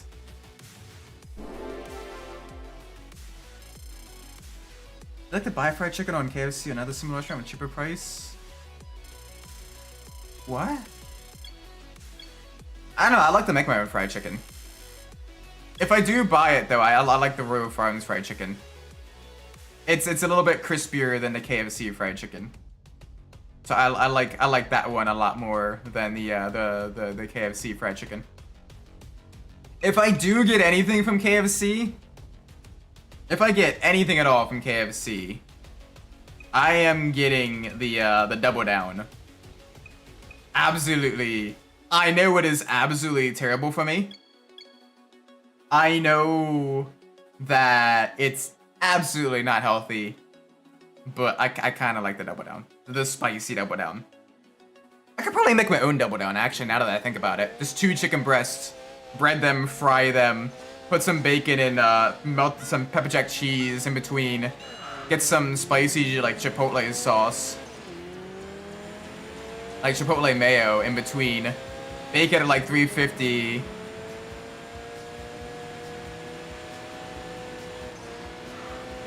We don't really have the street vendors for fried chicken here. But we have convenience stores as well. Yeah, Korean fried chicken is pretty good as well. Actually, I want to try to make my own double down. I now want to try to make my own double down. Or the ghetto black area. Oh my gosh, I'm so glad I know that you're black, otherwise that would be out of pocket from anyone else. But that's funny. Some are good, some of them weren't that good. I mean, that's the roulette nature of street vendors.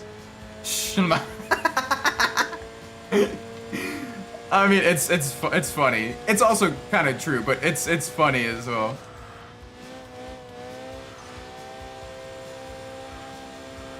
Oh my gosh, we have power. The little Daihatsu.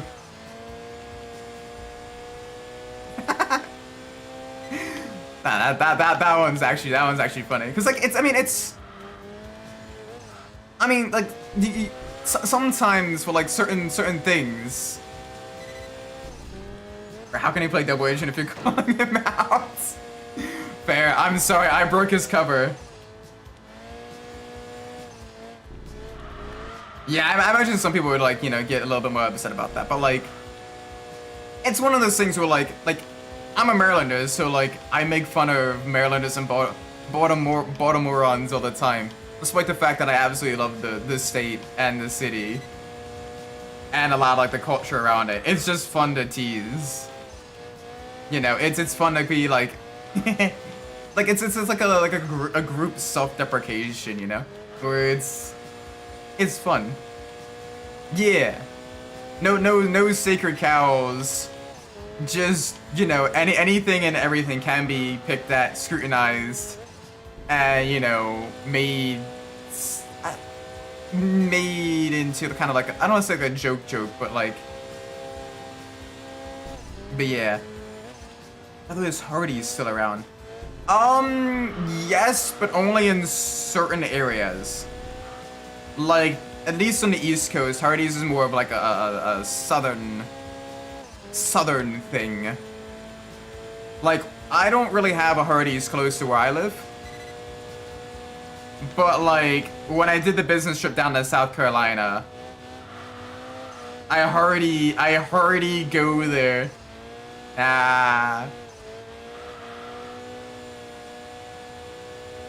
But when I went to my business trip, for lunch, we did get Hardee's for my business trip back a couple years back when I went to North Carolina.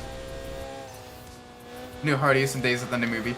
Yeah, because again, Hardee's is a lot more like southern. Same with NASCAR. NASCAR is, you know, a little bit more. Granted, it's more of a more American now, but it's still got its roots in like a lot of like the southern, southeastern states.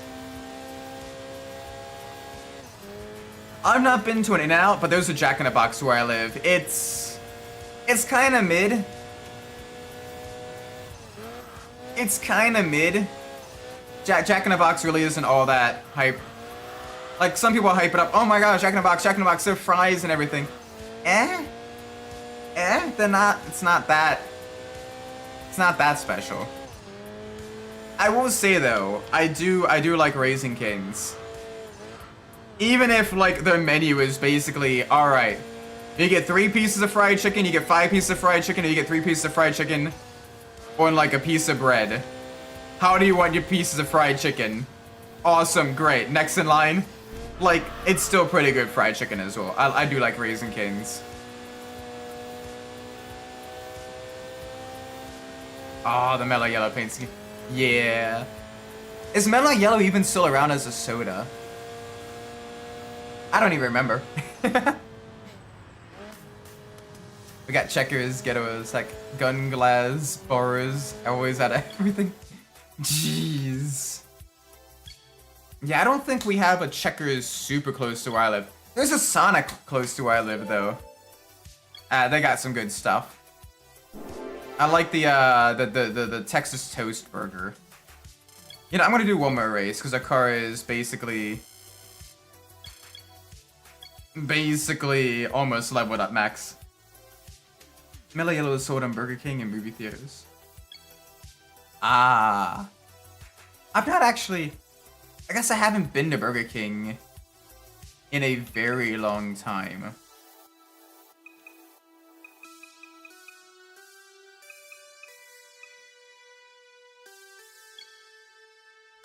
Hey, congratulations! Very nice.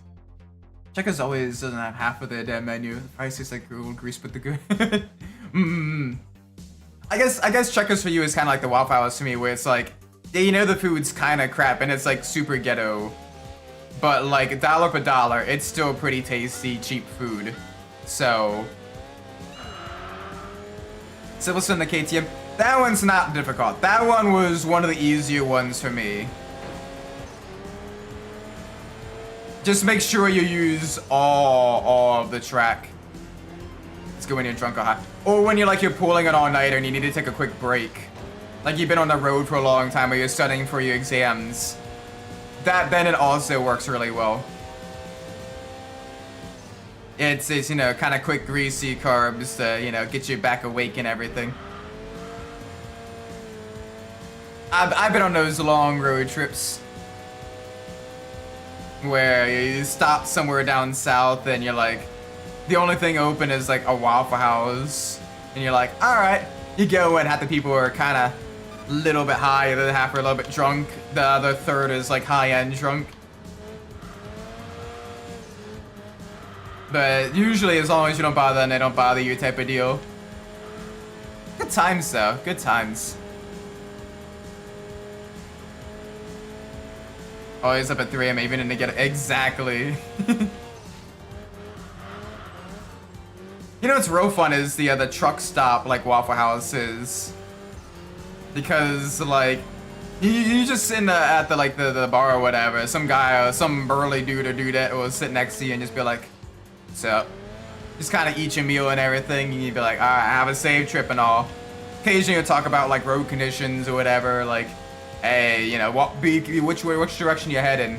Oh, you're heading northbound? Alright, do watch yourself. There was an accident, you know, a couple miles up. Traffic might start backing up and everything.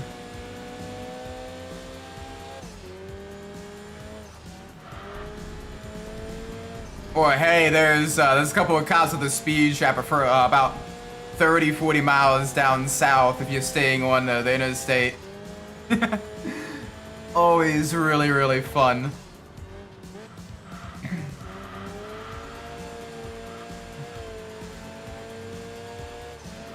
So trying to get Wildfrost in tech. For real, that's such a missed opportunity. Come on. Waffle House, Tekken, make it work. If not Tekken, at least do it in Mortal Kombat. Like, Mortal Kombat Waffle House actually makes sense. You could even have stage-specific fatalities where, like, you put someone's face on the grill. You, like, cut their head off, put their face on the grill, and then put it between two buns or whatever. They got churches. Fair. That's just as fighty, ghetto-y, and everything. Church's chicken. To be fair, Church's is also pretty tasty. I do like a Church's. Although that's a bit of a drive to the closest Church's for me.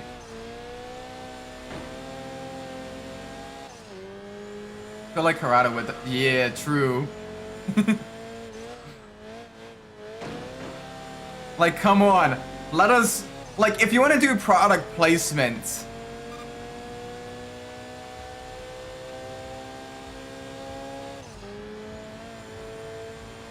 Like, if you're gonna do product placement, like, do it right. Like, make, like, a full, like, fighting game stage based around, like, the interior of one of your restaurants. Like, that would be so cool and really fun. Like, I'm usually not one for product placement, but when it's done well, like, it can be really, really fun. Like, for example, the Rabbids Go Home video game for, like, the Wii. Like, where you're collecting a bunch of junk and everything to try to get to the moon. Like, they had a sponsorship, an in-game product placement of Capri Sun. But, like, it worked because, like, you'd find it in, like, supermarket stores and everything. And you're like, okay, yeah, that makes sense. It makes sense within the world and everything. And also, like, you can attack people that are drinking the Capri Sun and make them drop the Capri Sun. And that's kind of funny as well. Like, they bugging Harada for the weirdest of the true. But still, like, that's pretty funny. Alright, let's get a new vehicle up. We got 3 choices. We got everything from the Trans Am to the Hyundai Tiburon to the DMC DeLorean. If it's a 1, it's a Trans Am. If it's a 3, it's a DeLorean. It is a 1. Oh, sweet. That means we get the Trans Am Firebird. Let's go. Alright, we can get it in red, white, ooh, green. Honestly, blue look, the white and blue look the best.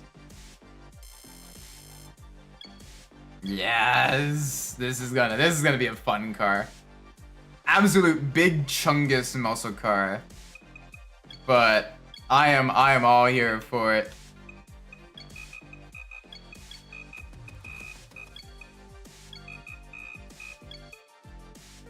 There we go. Alright, let's make sure we save. But yeah, it is getting very late, so we should probably end the stream here. Let's head down to the options. Let's save up.